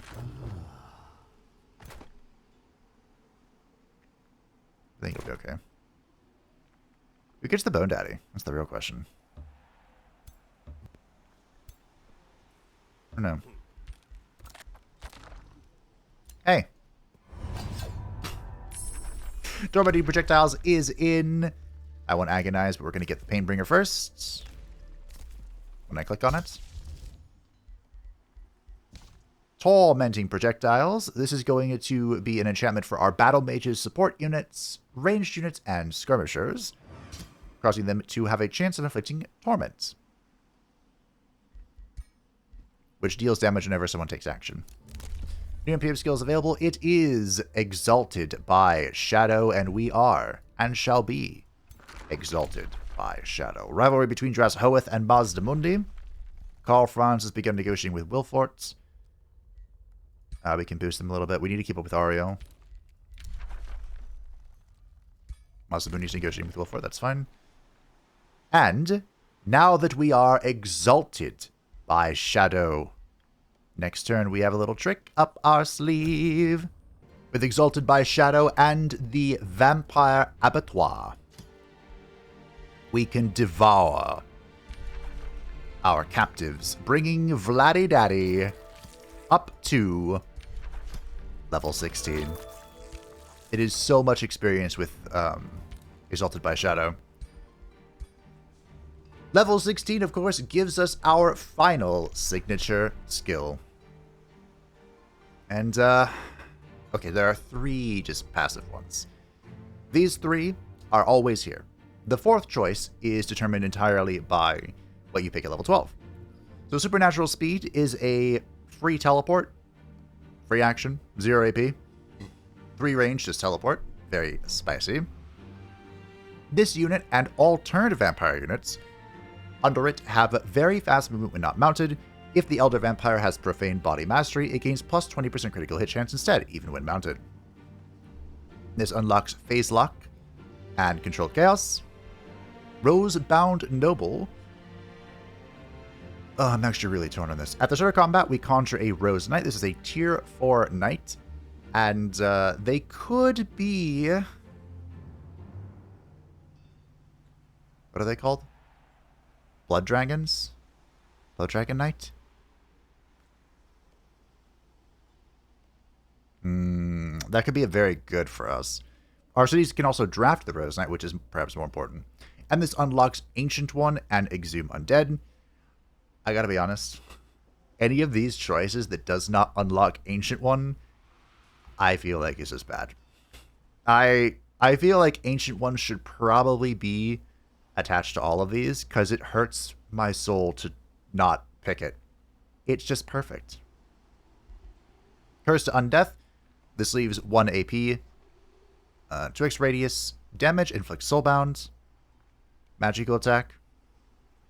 Not too shabby. At the start of turn, enemy units with soulbound just on the map sustain 4 damage. And last but not least, the Elite March. Gravemarch now conjures the bodies of Tier 3 and Tier 4 undead units, and has its cooldown reduced by 2. This unlocks Exhume Undead and the Eternal One. When this unit is killed in battle, after 2 turns it comes back to life with over 7 soul HP, can be used any number of times, and does not function if all the units are dead. Oh, this is actually a tough one. So Rosebound Noble, like I said, the Blood Dragon. That's what they're called, right? The Blood Dragon Knights are a thing. And this is like perfect, almost perfectly exemplifies them. There is another way to get Rose Knights, but I haven't seen it. It's the new Golden Wonder. I think that's the only other way to get the Rose Knights. But I'm going to go with Elite March. Again, Master Necromancer, it makes sense. And Eternal One is perfect for Vladdy Daddy. So, question is, what do I do with the rest of our points? Also, I was informed that Vampiric Flight would make sense for Vlad. They did shapeshift and whatnot. I think Drain Familiar would be better if it wasn't one range.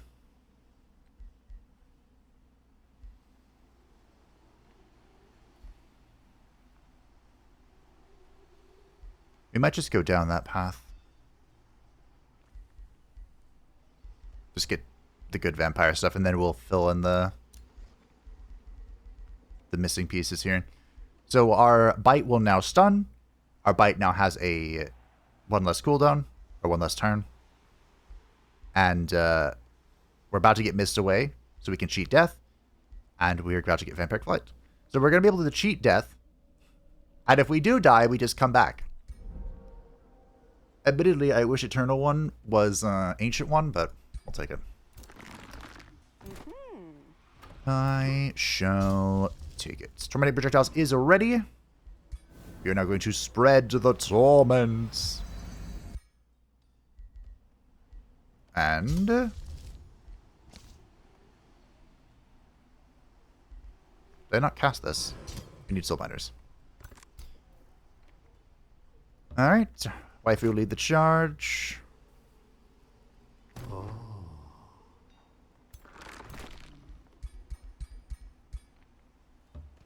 Johan's gonna get the Bone Daddy. And we bonk. Bonk, bonk, bonk. Bonk, bonk, bonk. Now we can repair our provinces.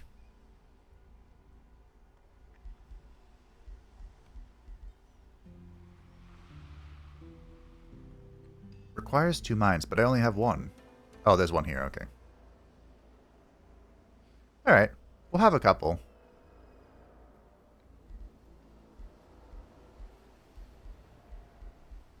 I think we do go Merchant's Guild.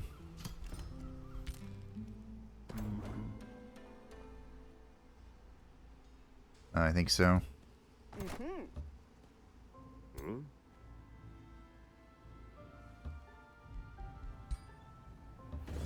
Undead Titan.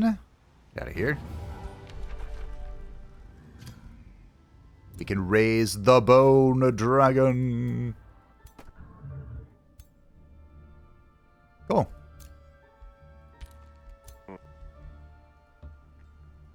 There were undead dragons, but it was more common for them to have Terrorgeists, which were like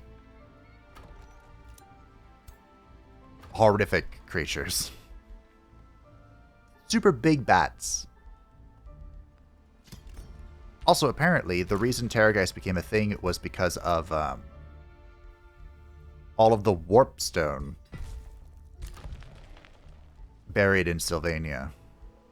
Which tracks? Get a research post down. Isabella von Karstein. Is it time? Melee attacks now inflicts under defense. Ooh. Melee attacks no longer trigger retaliation. Melee retaliation attacks now knock people back. Interesting.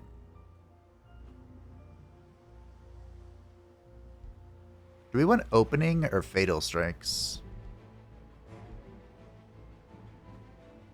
I do enjoy flanking.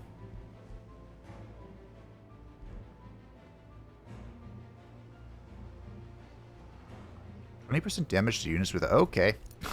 Yes! I'll take that. Vladdy daddy.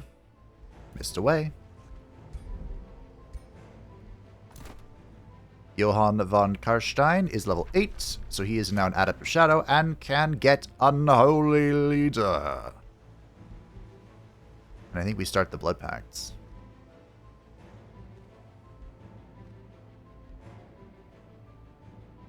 Oh, we could actually... Wow, okay. We could actually kind of sidestep this. We don't need Siphon Blessing. We can go get Curse and then still get this stuff. Okay. Sounds fun. Got some remains. The remains of everyone we ate. I'm going to spend my Imperium to boost past Ariel here because I have a lot of Imperium. Because I haven't built a city yet, but don't worry, we're going to get a city. I have been pondering the many allies and enemies I have in this realm. I'm glad that you seem to be one of the former. The Empire would like to engage in diplomacy. Okay. An alliance is what he wants. He is at war with Blint and Mazdamundi. You know, I'm kind of okay keeping him at arm's reach. Good, a diplomatic approach will assure victory. Okay. My goodness, these are expensive. So because we have completed the Vision of Destiny, we now have access to some very terrifying units. The only one I can afford right now is the Undead Titan. Fallen Angel doesn't make any sense. Like, lore-wise, not even a tiny little bit. But that's not going to stop me. Can't stop me now. I'm just debating if I want one. And I mean, I do. I do want one. Good sir. May I have a pittance of cash? I'm gonna get one. I have no idea what kind of lore we want to make up for this, but probably something to do with Warpstone and Waystones. Waystones are old Hammer lore. I don't know if those are a thing anymore. I mentioned it in Johann's lore because it's just from like, I don't even remember what entry it was. I found one reference to him from a book ages ago. I think it was called like Masters of the Night or something. I was wanting to find a reference to someone who went to the Sylvania School of Magic of Shyish. I was hoping to find that, but I couldn't really find anything about it. I just know it was a thing. So.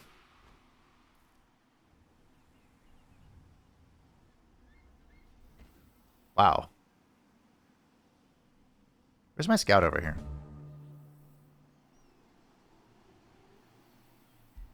Where did my scout go? I want to direct this scout's attention to down here.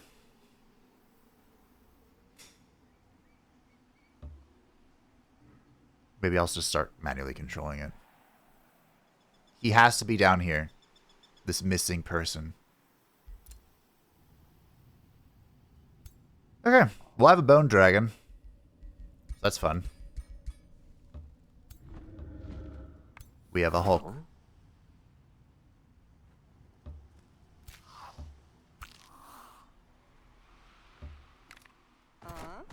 Okay. We don't even have a city yet for this guy to be governor of, so I'm not too bothered about not completing his thing. Soulbinders is ready. Shoot on those first. This will make it so our battle mage units and our support units have a chance to inflict Soulbound. And anybody they hit with Soulbound, they deal more damage. Beautiful. Anything else? Yes. What is the section? Give me more knowledge. A tortured-looking horned god and its minions gape as your army.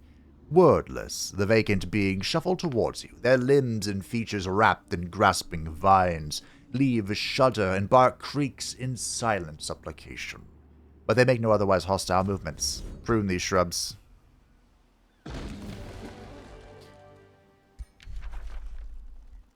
Oh, I don't have any souls.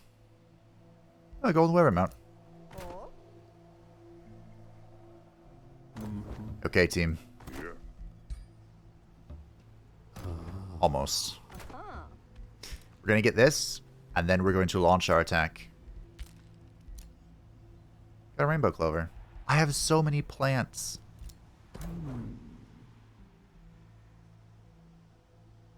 Alright. Vampiric Flight. We have 2 more skill points. Where shall they go? Flanking will now inflict bleeding and marked. Cool. Grimgore has withdrawn to the Astral Void. Right outside his capital city. Wow. That's annoying. That is a doom stack and a half. We captured somebody. Waifu, you would like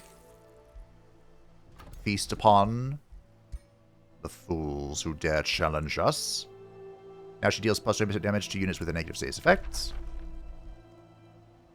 Do we just go Master of Shadow? Probably. I would like to get some form of teleport. But, yeah.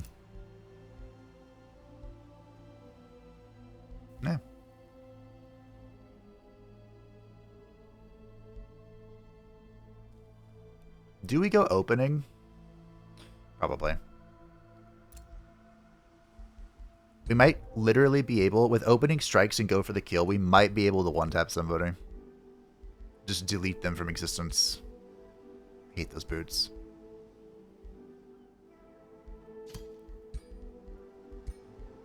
Really a shame we don't have any Materium. Like, none. Level 3. Cool. So we're going to complete... Isabella von Karstein has completed her major ambition. She and her beloved will have +2 defense and +2 resistance. Rivalry between Archaon the Everchosen and the Empire, that tracks. An alliance between the Empire and Grimgore, how unfortunate for me. I move on to the next turn. I'm not sure what the AI is oh. You will see the true might of the Lord of the Solar City, Mazda Mundi, and his children of the Old Ones. He's done the geomantic transformation. Okay. Vlad von Karstein became an enemy through a call to war. Oh. Bye, Felicia. Anyway, the Empire has like a single model standing on their wonders? Question mark?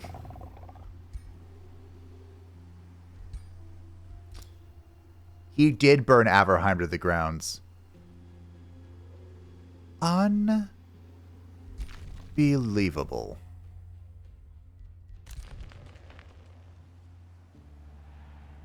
Wow. Okay.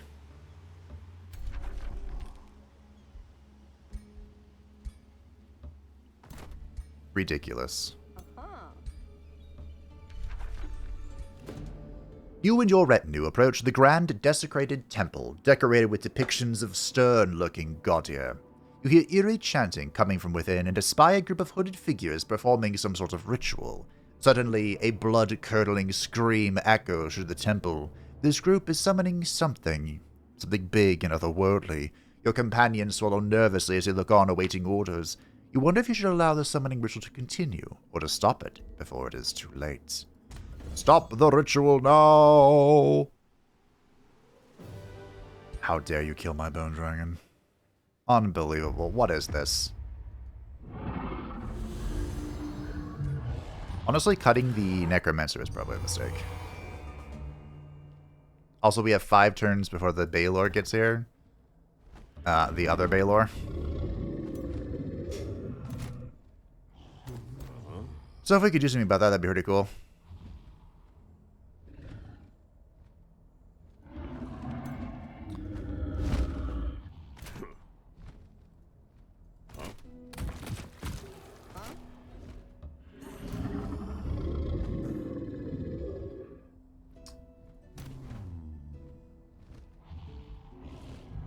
They look pretty cool. This is a funny bug.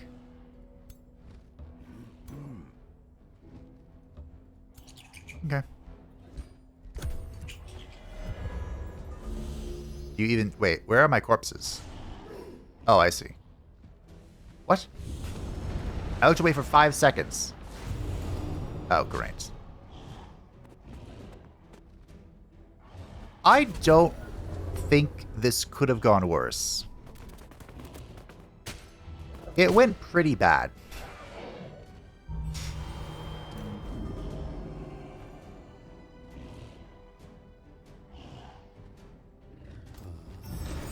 It went pretty bad.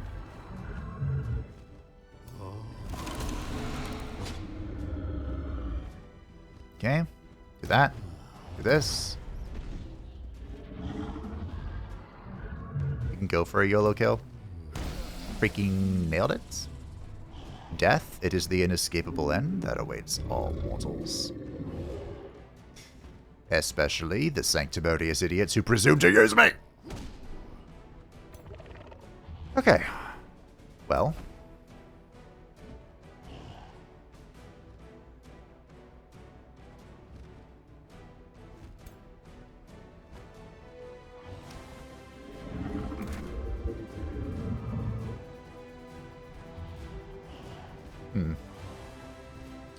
I'll show the part where this is hurting me.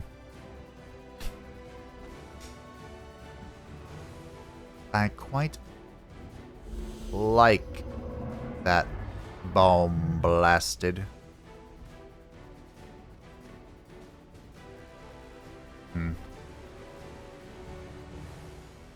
Bone horror.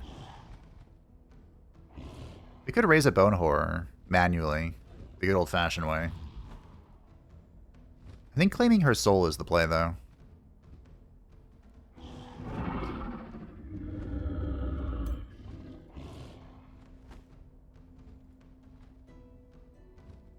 This monk is in danger.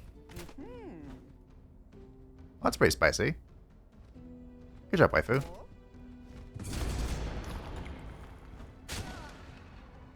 How dare you hit her?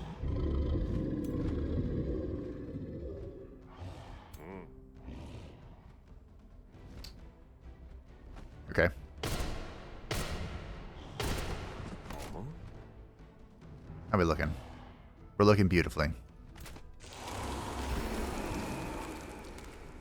I slowed it. You know what that means. No retaliations. Well, less retaliations. So I think I can kill this with the power of the bone dragons combined.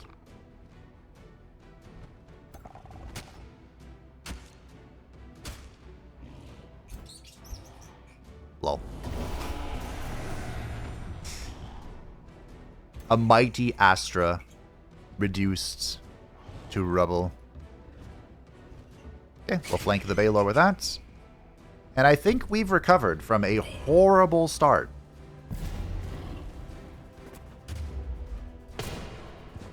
Like, quite literally, that was... I don't know how that could have gone worse. I really don't. I'm sure it could have, but I can't see how. That'll spawn something, right? Oh, yeah. Here's one of the best things about dragons. Oh. Behold the bat nibbling at the Baylor. literal tier 1 tiny garbage unit against a would-be god. Anyway, this thing's going to explode. Okay, boom.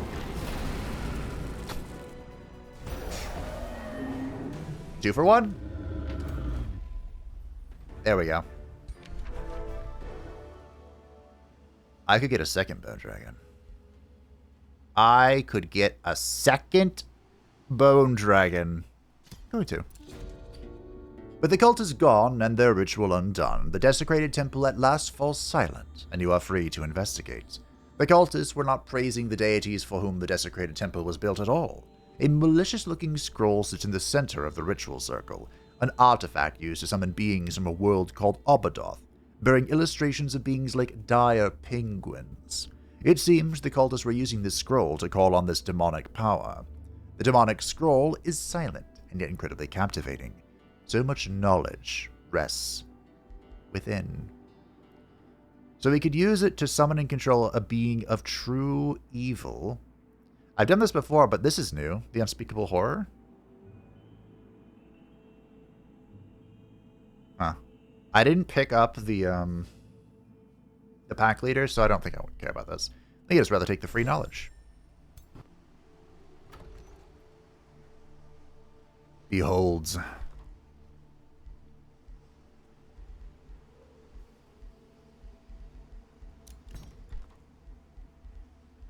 Tier 4.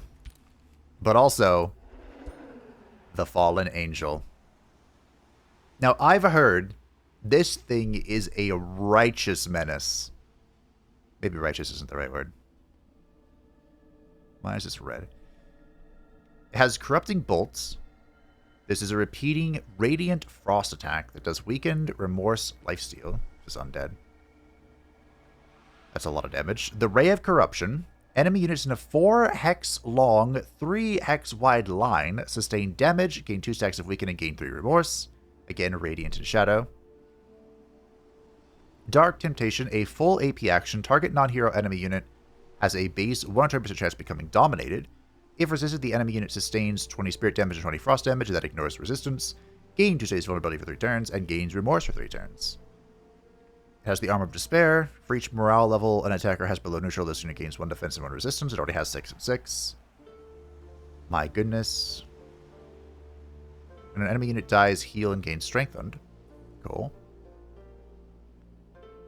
Alright. Has an added 5 soul upkeep. Gold and mana base unit upkeep is reduced by 50%. Oh. Okay. So yeah, there's not... I mean, the closest thing to this in the Warhammer universe, I'm pretty sure, is a Greater Demon of Chaos. Which, I mean, there is a, you know...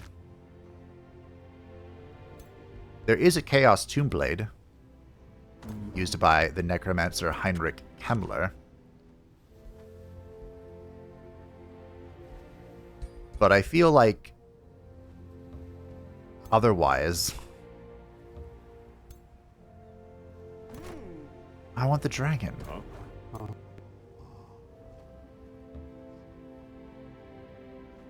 It's pretty difficult to explain this in the context of the vampire counts.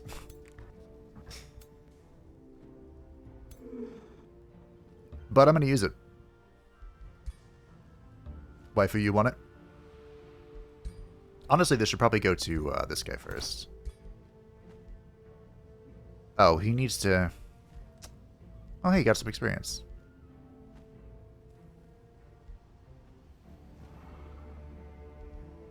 Well, this just inflicts decaying. Well, also a fly saves from vulnerability.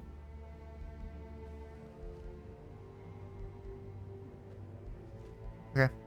We can go Pact of Eternal Servitude first, and then Culling Magic, I suppose. Alright. This is my scout who is trying to find this final character.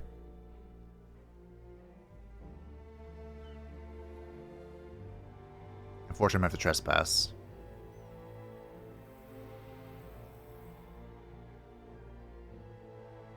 go through the Dark Painbringer is in. Let's get Agonize. Templehof has done well. There's a literal dragon there. Your 2 quarries. Oh, I need a farm, yes, of course. Is there a farm with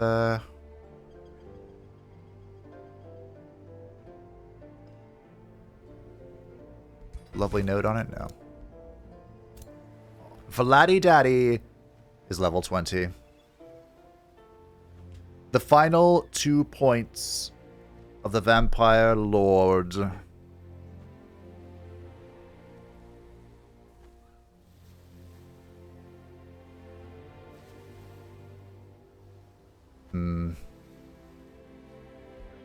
I would love to get fighting.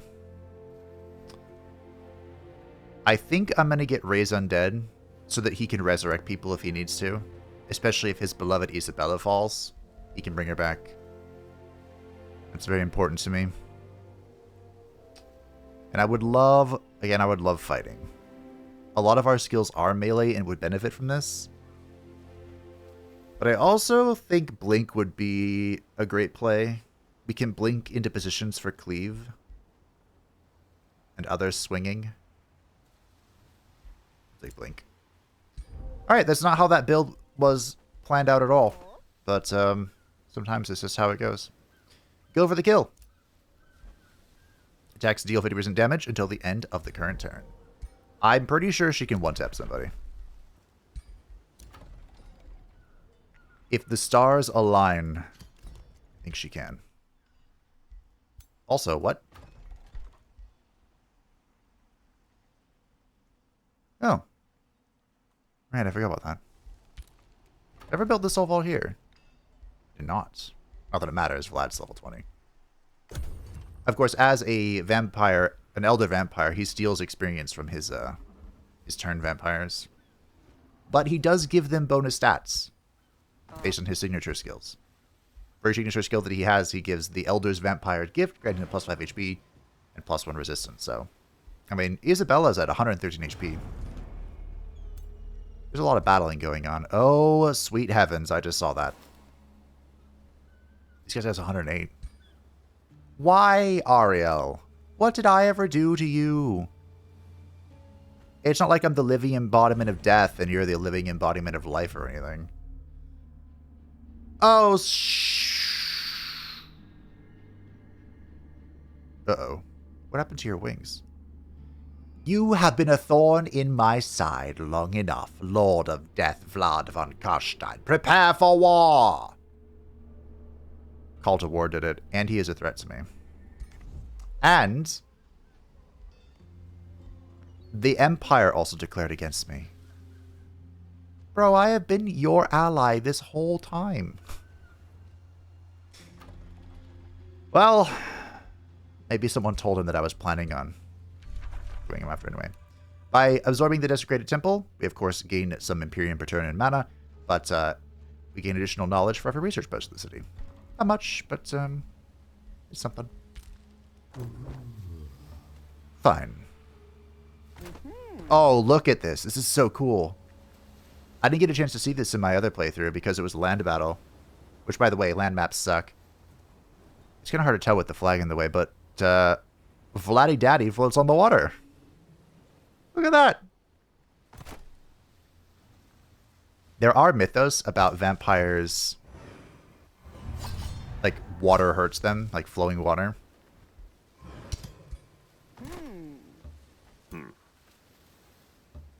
Oh yeah. Waifu wants a dragon.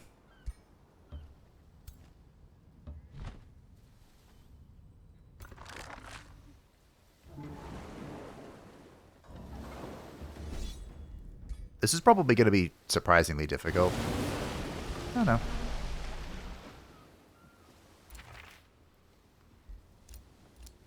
I know the ghost ship can absolutely thrash people. Okay. So I think what I want to do is I want to get together a stack of legendary minions to complete this guy's ambition. So I have 3. Cool. We can do it. This requires some maneuvering. I'm sorry, I meant to trespass through your lands. Sorry, not sorry kind of situation. Cool. Grimgore has returned. Ariel has withdrawn. An alliance between Ariel and Franz. My treaty has been broken. My treaty has been broken. An alliance between Grimgore and Ariel. My treaty has been broken. My treaty has been broken. My treaty has been broken. My treaty has been broken. My treaty has been broken. And friendship with Carl has ended. Ooh. He expanded onto me. Baron Banaroth Malmar of Nolmark has requested your insight on a matter of espionage and betrayal. Lord of Death, it has come to my attention that my most trusted warlock has betrayed me.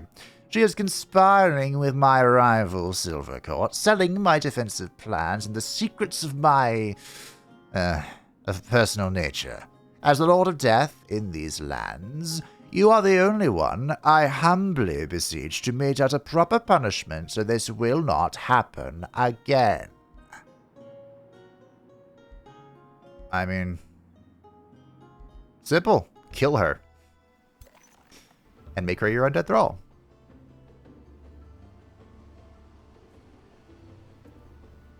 I'm going to meet this person. They're very important to the story. Kind of.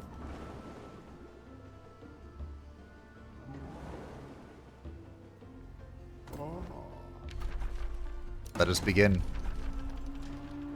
Tier 4, so we'll raid party. We will undermine the walls. And we'll make some monitors, sure.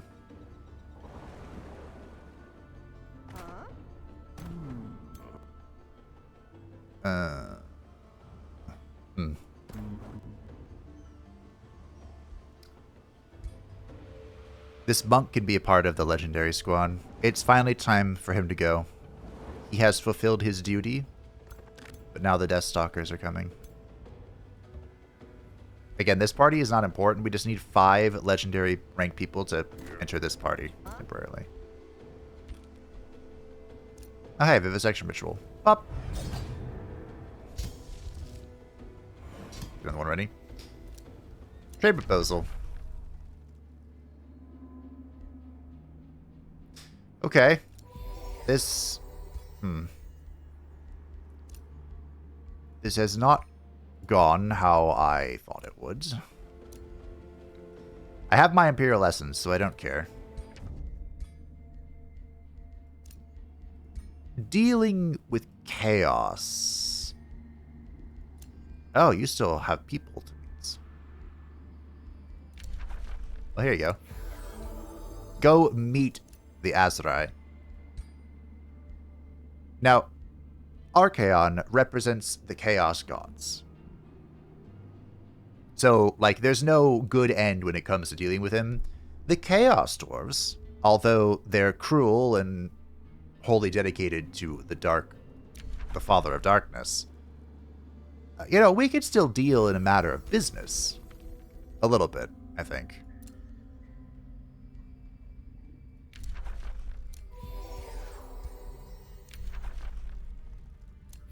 Okay. Because, Tima, I don't have any magic materials. I need magic materials for the forge. How am I supposed to make a skirmisher weapon for my consort if I can't make anything worth a damn?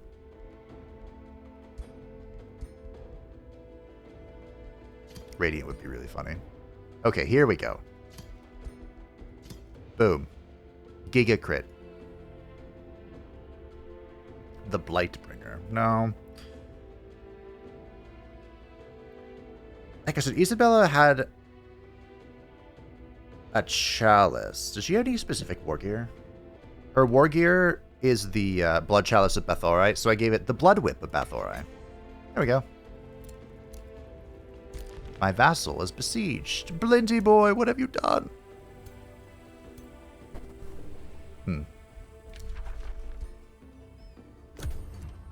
Okay.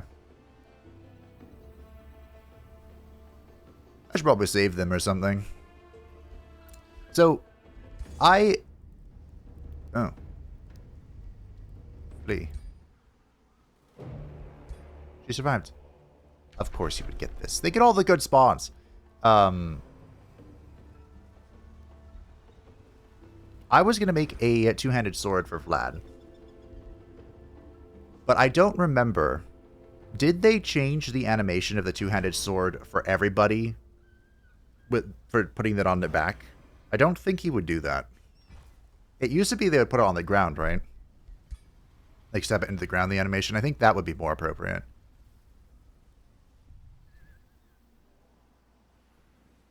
Gonna have to trespass across this vassal. There he is.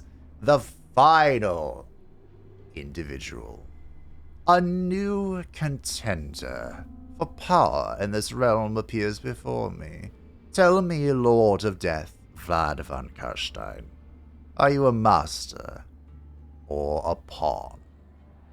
Ladies and gentlemen, the supreme Lord of Death, Nagash, leads the undying of Nehekara.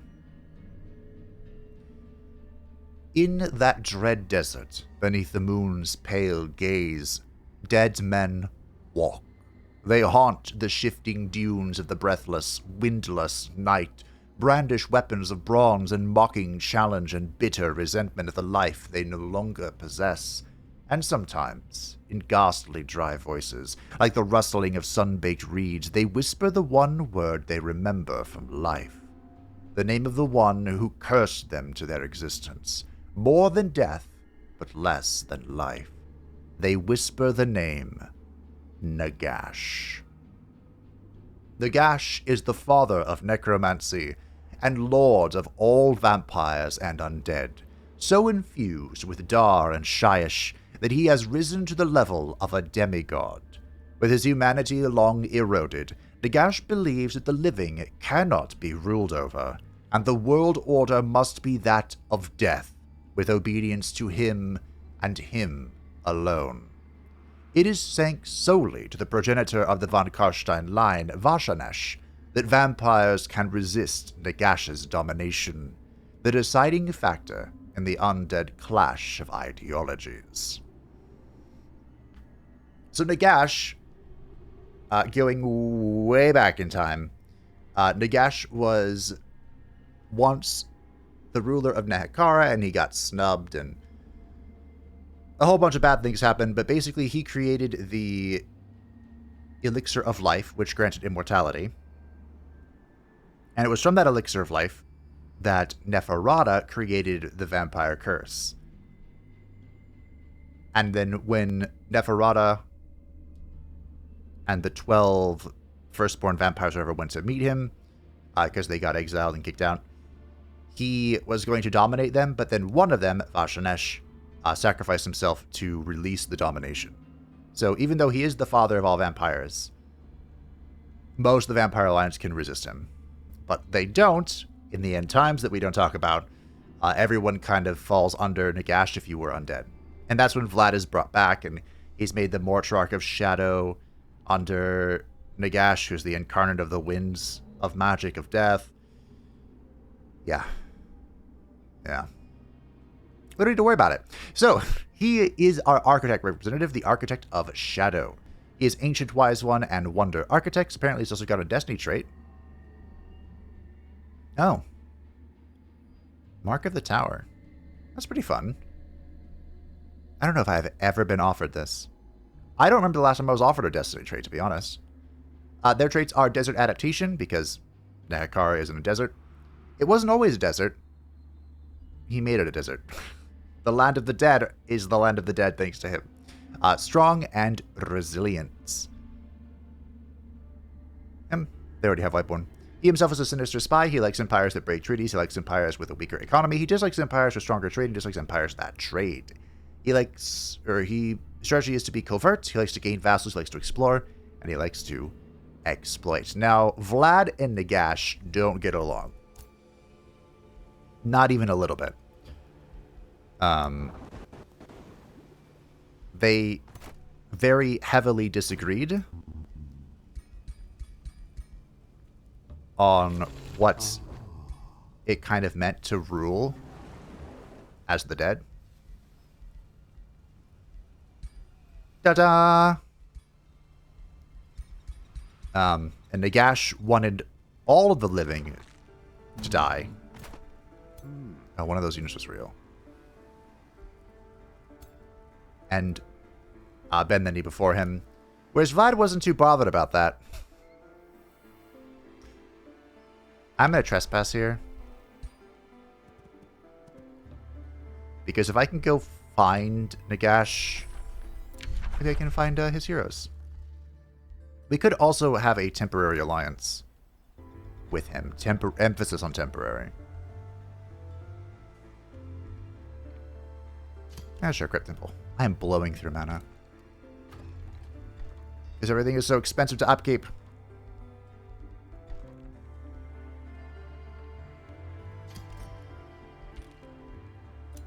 Go away, hero. Nearby development skills available. It is what? Natural recovery. I do like natural recovery. And casting reserves, we're taking that for sure. Vivisection Ritual Part 2. Ariel has returned to Athel Lauren. Johann von Karstein has completed his major ambition. So now, while army leader, all non-hero units in his army do gain 50% increased experience. So we probably should give him the Fallen Angel. Probably.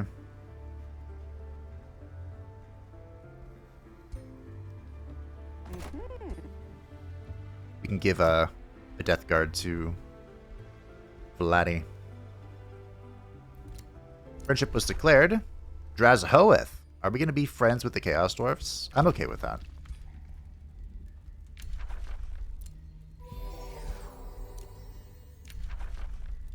It's simply business. Although if he starts raiding my lands, I will kill him.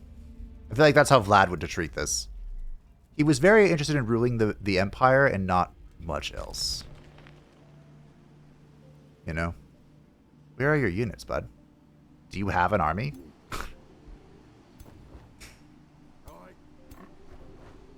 Do you? Ah, Raykarth. Raykarth the Unbreakable is one of the greatest Chaos Dwarf Lords to ever oversee the Dark Forges. When Archaon visited to talk payment, Raykarth met his stare unflinching and unwavering, and the Everchosen agreed to their price out of respect. It was said that when Raykarth took to the field, the Dawi Tsar did not require a standard bearer. He alone was enough to inspire his kin. There's no, official art of Raykarth, but he's one of the few named Chaos Dwarves. There are a couple others, but I can't find any, so. Alright. You're dying too, it seems. Uh-oh. I wasn't paying enough attention to this. We're gonna lose this to Mazda Mundi. Shame. We may not be so different after all, Vlad. He likes that I break treaties. I did... He also likes that I break treaties.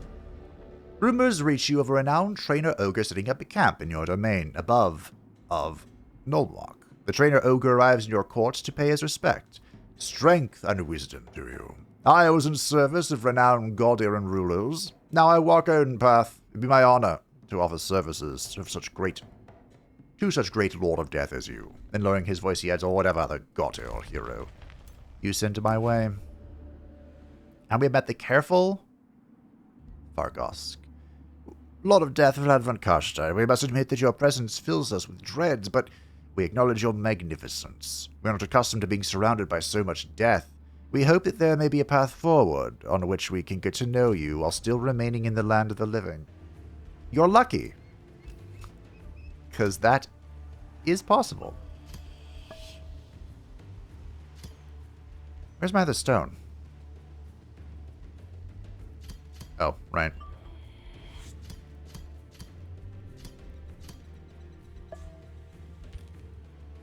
Okay.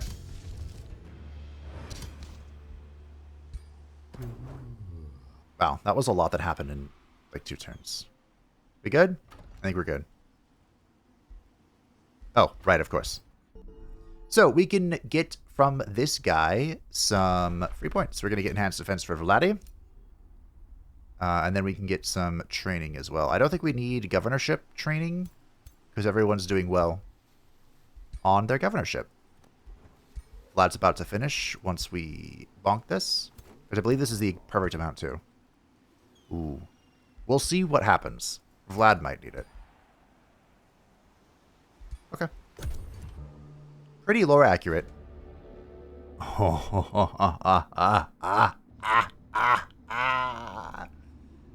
Too long. The Empire of First of Astral Blood Blint the Underbite has been at unrest. Now rumors of rebellion reach your court. Any dissent was met with severe punishment from Blint, but that only seems to have stirred the flames within. Recently, however, the loudest voice of the enthralled halflings has disappeared, rumored to have fled to greener pastures. Unrest rumbles within the Empire of First of Astral Blood Blint the Underbite, a threat to be dealt with, or an opportunity for you. I was wondering where the intrigue happening was. The Chaos Dwarves are encroaching upon Athaloran.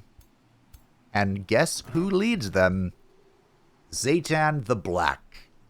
Even among the Chaos Dwarves, Zaytan the Black is especially cruel and ruthless.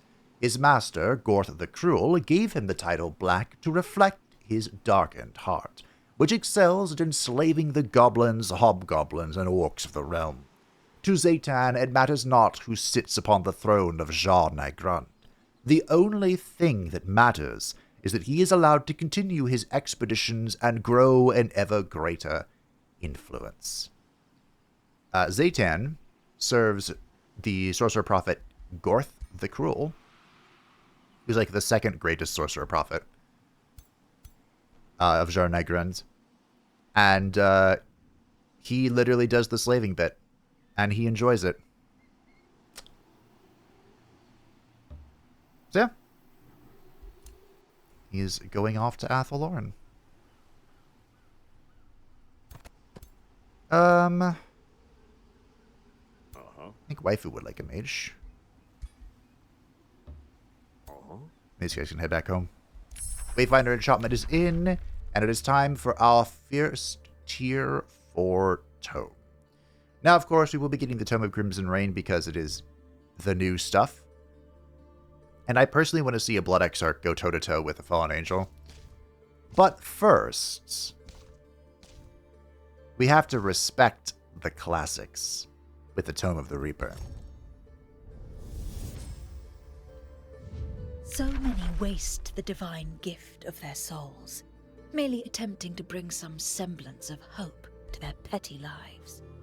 They truly lack vision. What wasted potential? They are unworthy of such an effective source of power. Reapers correct this oversight by rending the spirit, using it to fuel the darkest of arts, and bringing delightful undeath unto the land.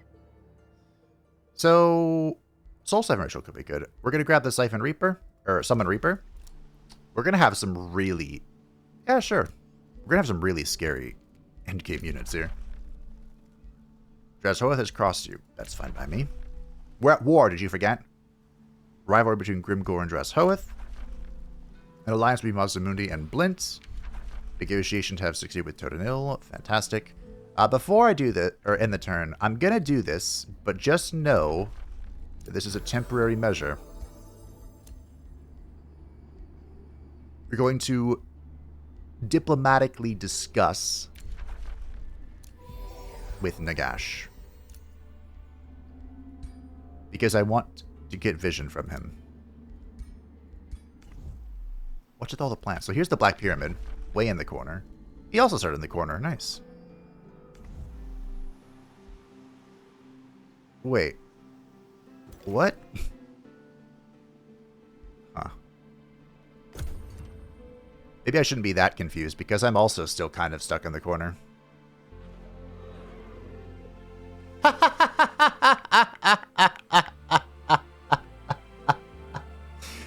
Blint lost to my vassal. I didn't even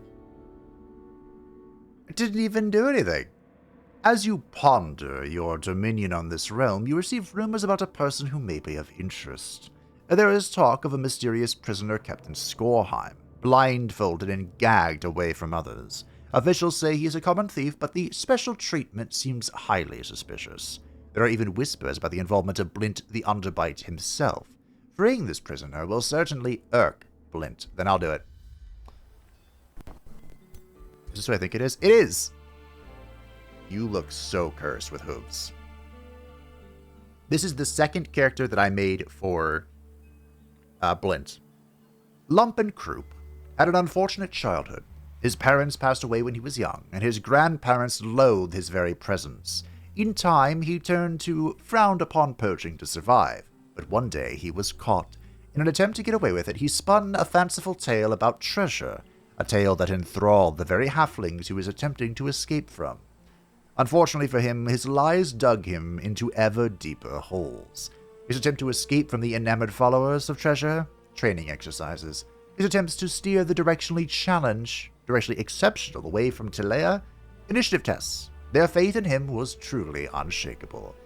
Fortunately for Lupin, his growing crew, named the Fighting Cocks, became exceptional woodsmen and archers, on par with even the Asray Waywatchers. During the Halfling Rebellion, he returned to the Moot to repel the Mad Count and has sworn loyalty to the vampiric sorcerer who promises independence and ever greater riches. The story of Lumpenkroop is just like one hilarity after another, but I had to include him. Mainly because he was a halfling with actual lore, but also it was just really funny. Like, he spun the tale to get out of being caught. Ooh, that's cool. For poaching, he just built Lamia. But every time he tried to get away,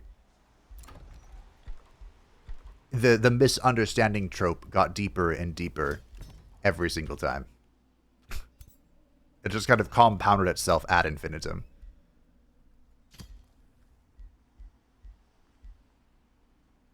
We kind of need that research best.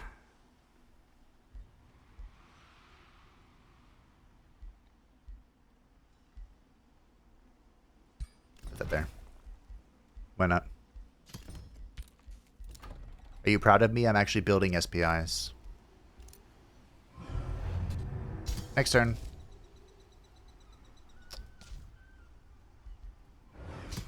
Okay, so we can have the scouts go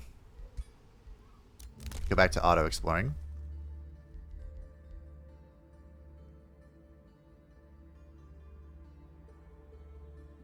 This should be fine, right? It's 200 to migrate, so we can take Spikes Battle, sure. Immediately reveal the full world map. Your throne city gains infinite sensing range. Armies in sensing range reveal their numbers and their allegiance. Okay, but I can't click on them. Alright. The Blood Whip of Bathorai for waifu. Behold waifu in her majesty. Alright, she's here to brawl. We might need to make like an actual chess piece for her. So for Vladdy Daddy, Vlad had, it'd probably be a two-handed sword, but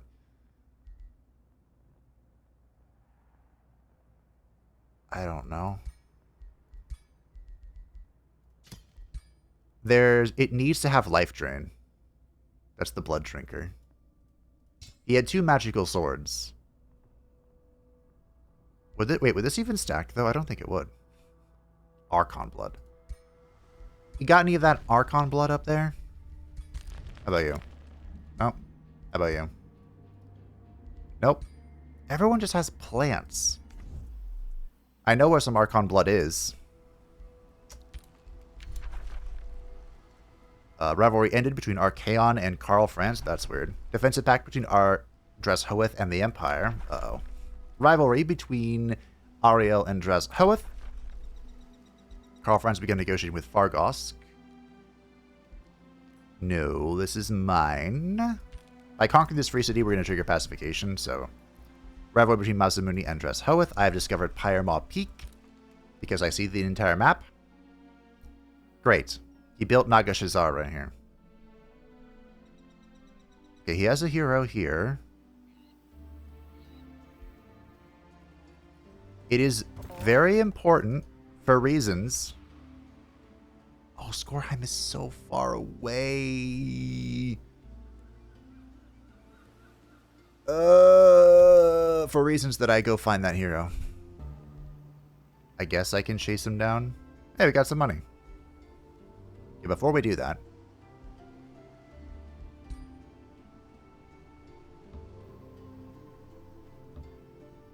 no, I don't feel good about building roads here. There he is, Manfred von Baldstein. I got a lot of questions about whether Vlad or Manfred was in this campaign, and I couldn't tell you just yet. But here he is, the man-child himself. Manfred is a poison, and he always has been. He is treacherous and uncontrollable. He knows no master save ambition, and he listens to no counsel save that which is born in the black froth which passes for his mind. That is a quote from Vlad von Karstein himself. Of the von Karstein line descending from Vlad, Manfred inherited the majority of his strength, and even exceeded him in both magic and ambition. It was Manfred who betrayed the sire Vlad to prevent his takeover of the Empire by revealing the secret of his reconstitution source. When the Empire sighed relief and Conrad von Karstein took up the title of Count, Manfred planted spies and disappeared. After learning all of the necromantic spells in his pilgrimage, he craved even deeper knowledge. Knowledge that only one being could provide. With the aid of Archon the Black, the supreme Lord of Death has returned. It is under Nagash's command that Manfred hopes to learn ever darker secrets, but there is no doubt he will attempt to claim Nagash's authority as his own. So Manfred von Karstein, we could go into he could have his own video, basically. When Vlad was about to succeed in taking over the Empire, he told the Grand Theogenes of the time how Vlad kept coming back from death, basically. Death on death. It's his signet ring. The von Karstein signet ring, which I would like to create. And so he helped facilitate Vlad's death. And then he basically didn't do anything with it. He let Conrad rampage, which turned out to be a pretty good idea. And he went to go learn necromancy stuff. Necromancy stuff that his sire had mastered, and he just couldn't be bothered to ask, how is there not a bone ring? What? This looks like a signet ring. So basically the signet ring made him, he would come back from the dead every time. And it was so powerful that it was able to repel the Nurgle corruption that had taken over Isabella when in the end times. But again, we don't talk about that. Future Fabe here to talk about that. In the end times, not only did Manfred assist in the resurrection of Nagash, which Vlad called a plague upon the world, but Nagash, being the Supreme Lord of the Undead, could sense his duplicitous intentions, which were very true. He just wanted to use Nagash to take over the world for himself. To punish him, Nagash reconstituted Vlad, and Vlad beat him up. And he was so wounded in his pride that he turned to the forces of chaos and ultimately was the reason that the incarnates of the Winds of Magic could not save the world. He backstabbed Balthazar Gelt, who had become the incarnation of Shamon, the Winds of Metal, and that caused a rift to spiral out of control, and the world was consumed. Ironically enough, in the Storms of Chaos, which is no longer canon, that I mentioned earlier, Manfred actually saves Sylvania and becomes a relatively noble ruler. I mean, he wants to take over the rest of the Empire, but what vampire count doesn't, you know? So anyway, that's why the man-child is not particularly liked, because his petty pride is simply one betrayal away from dooming us all to oblivion. Honestly, I don't even know what I would put in here. I haven't made a ring before, I don't think. I mean, I make wind barrier rings all the time, because wind barrier is infuriating. I already have unyielding. The music stopped playing. I think we'll just make it... We'll just make it wind barrier and a status resist. Sure. Oh.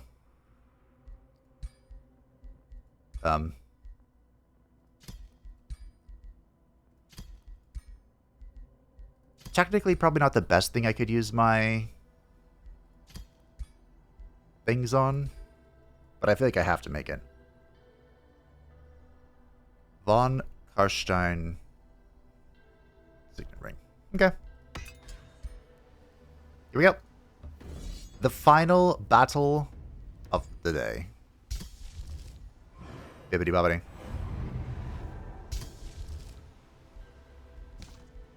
So much knowledge has been farmed. You did well, Dreamvault. You held like Chads. I'm honestly a little shocked. Alright. This will complete Vladdy Daddy's grand ambition. Even though we are in the sun, but... They're coming out. They're coming to fight. And this will begin our rampage across the realm.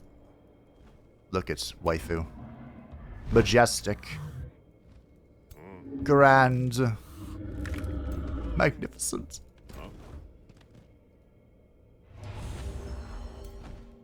There is a spell that I have, another ritual I probably should have used, that, goes there.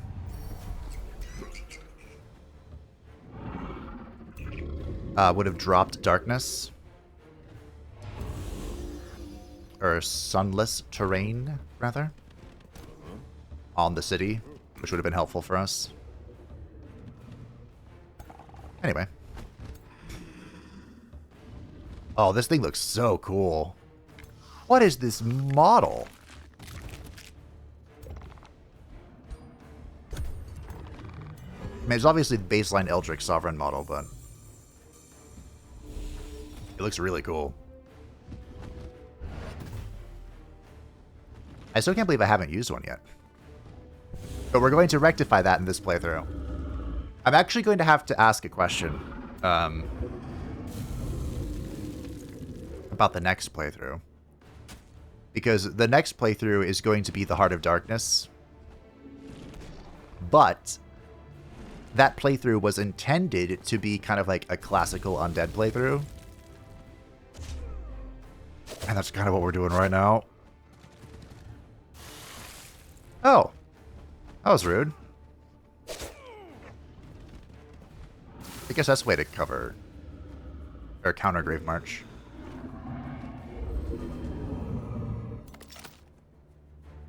Oh.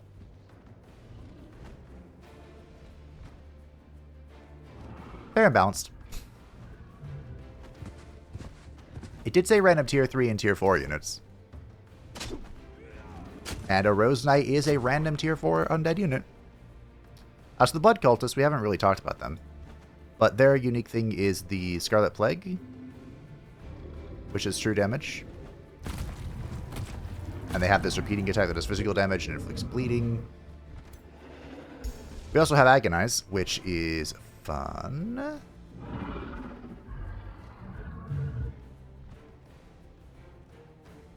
Fun for everyone. I need to go build the magnifying lens, which will make it even better.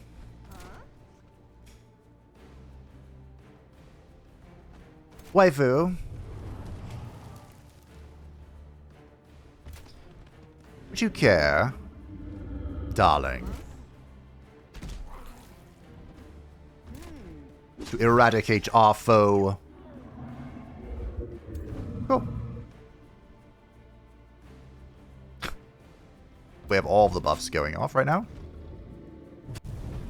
Beautiful. I might be able to kill that.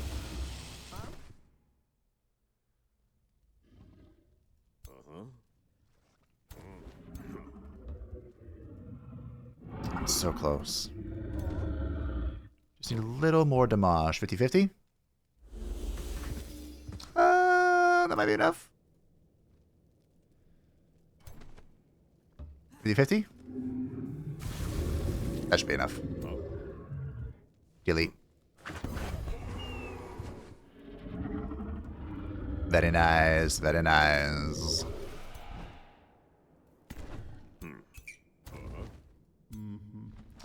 Vladdy.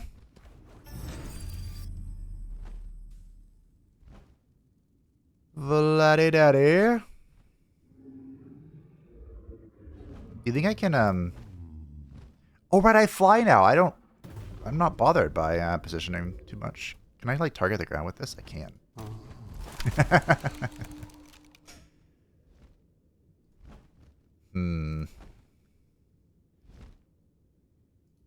Oop.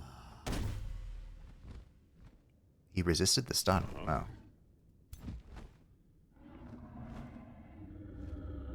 Mild issue now with positioning this, but...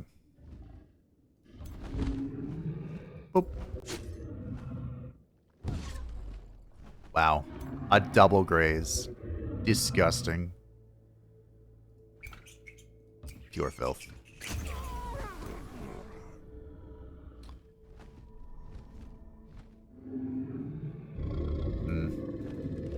Maybe get a kill here? That's a surprising amount of damage for a Necromancer. Tier 2 little fellas.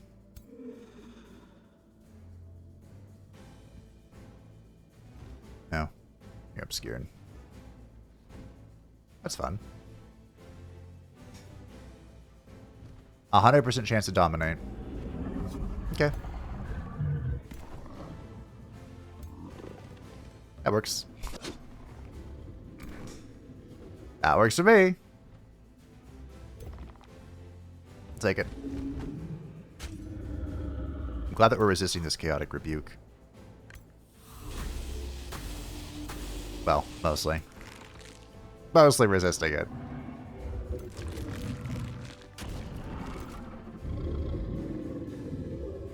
Johann. Johann van Karstein. Alright. I was kind of hoping for a death here, but I'm not sure we're going to get it. Like a death stalk.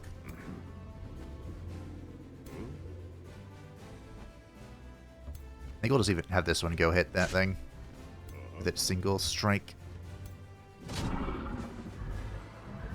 Oh, hey. Yeet.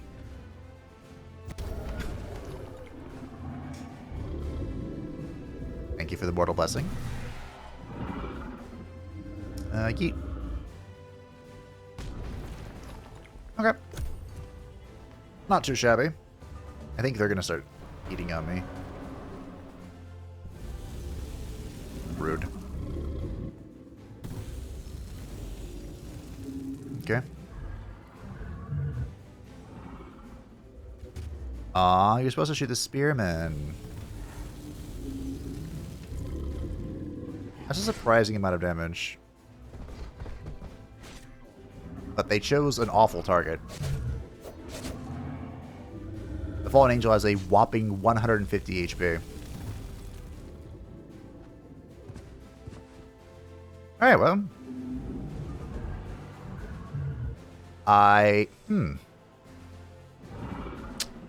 didn't know enemy heroes could be restored like that. Alright. Gravemarch is even better than I thought it was, and I already thought it was pretty good. I was already pretty convinced by its greatness. Yeet. Alright, waifu. You gonna lay the smackdown on this game? 1, 2, 3. I could have done even better there if I cared. Well, it was a choice, right? Do we want to get 3 attacks, or do we want to get all of our flanking bonuses? I elected for all of our attacks.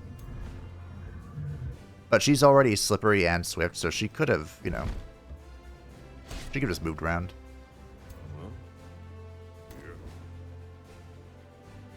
Have some strength in bud.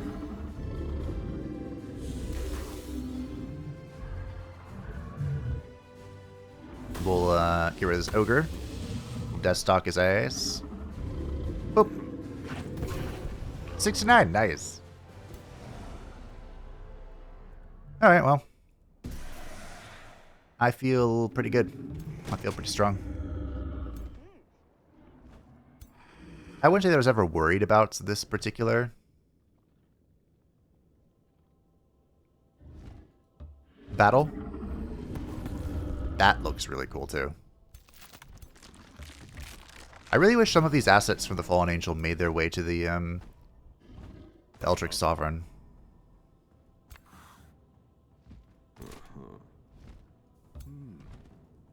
It's apparently certain models are very difficult for them to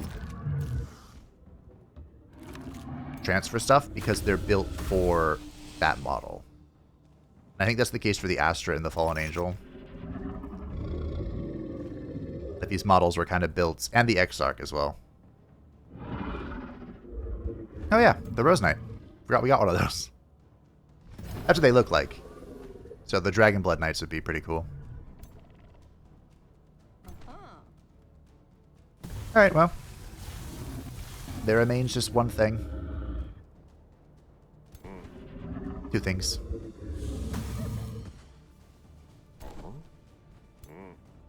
Goodbye. We get all of our links. The enemy flees. We are victorious. Easy as pie. Oh, we got to keep our Dominator unit. I don't care. We get some Bone Dragons. The Shielding Amplifier of Hexing. Okay. Sure, yeah. Honestly, I might... Hello? Okay. We're going to migrate this to Sylvania. And that should have completed your ambition.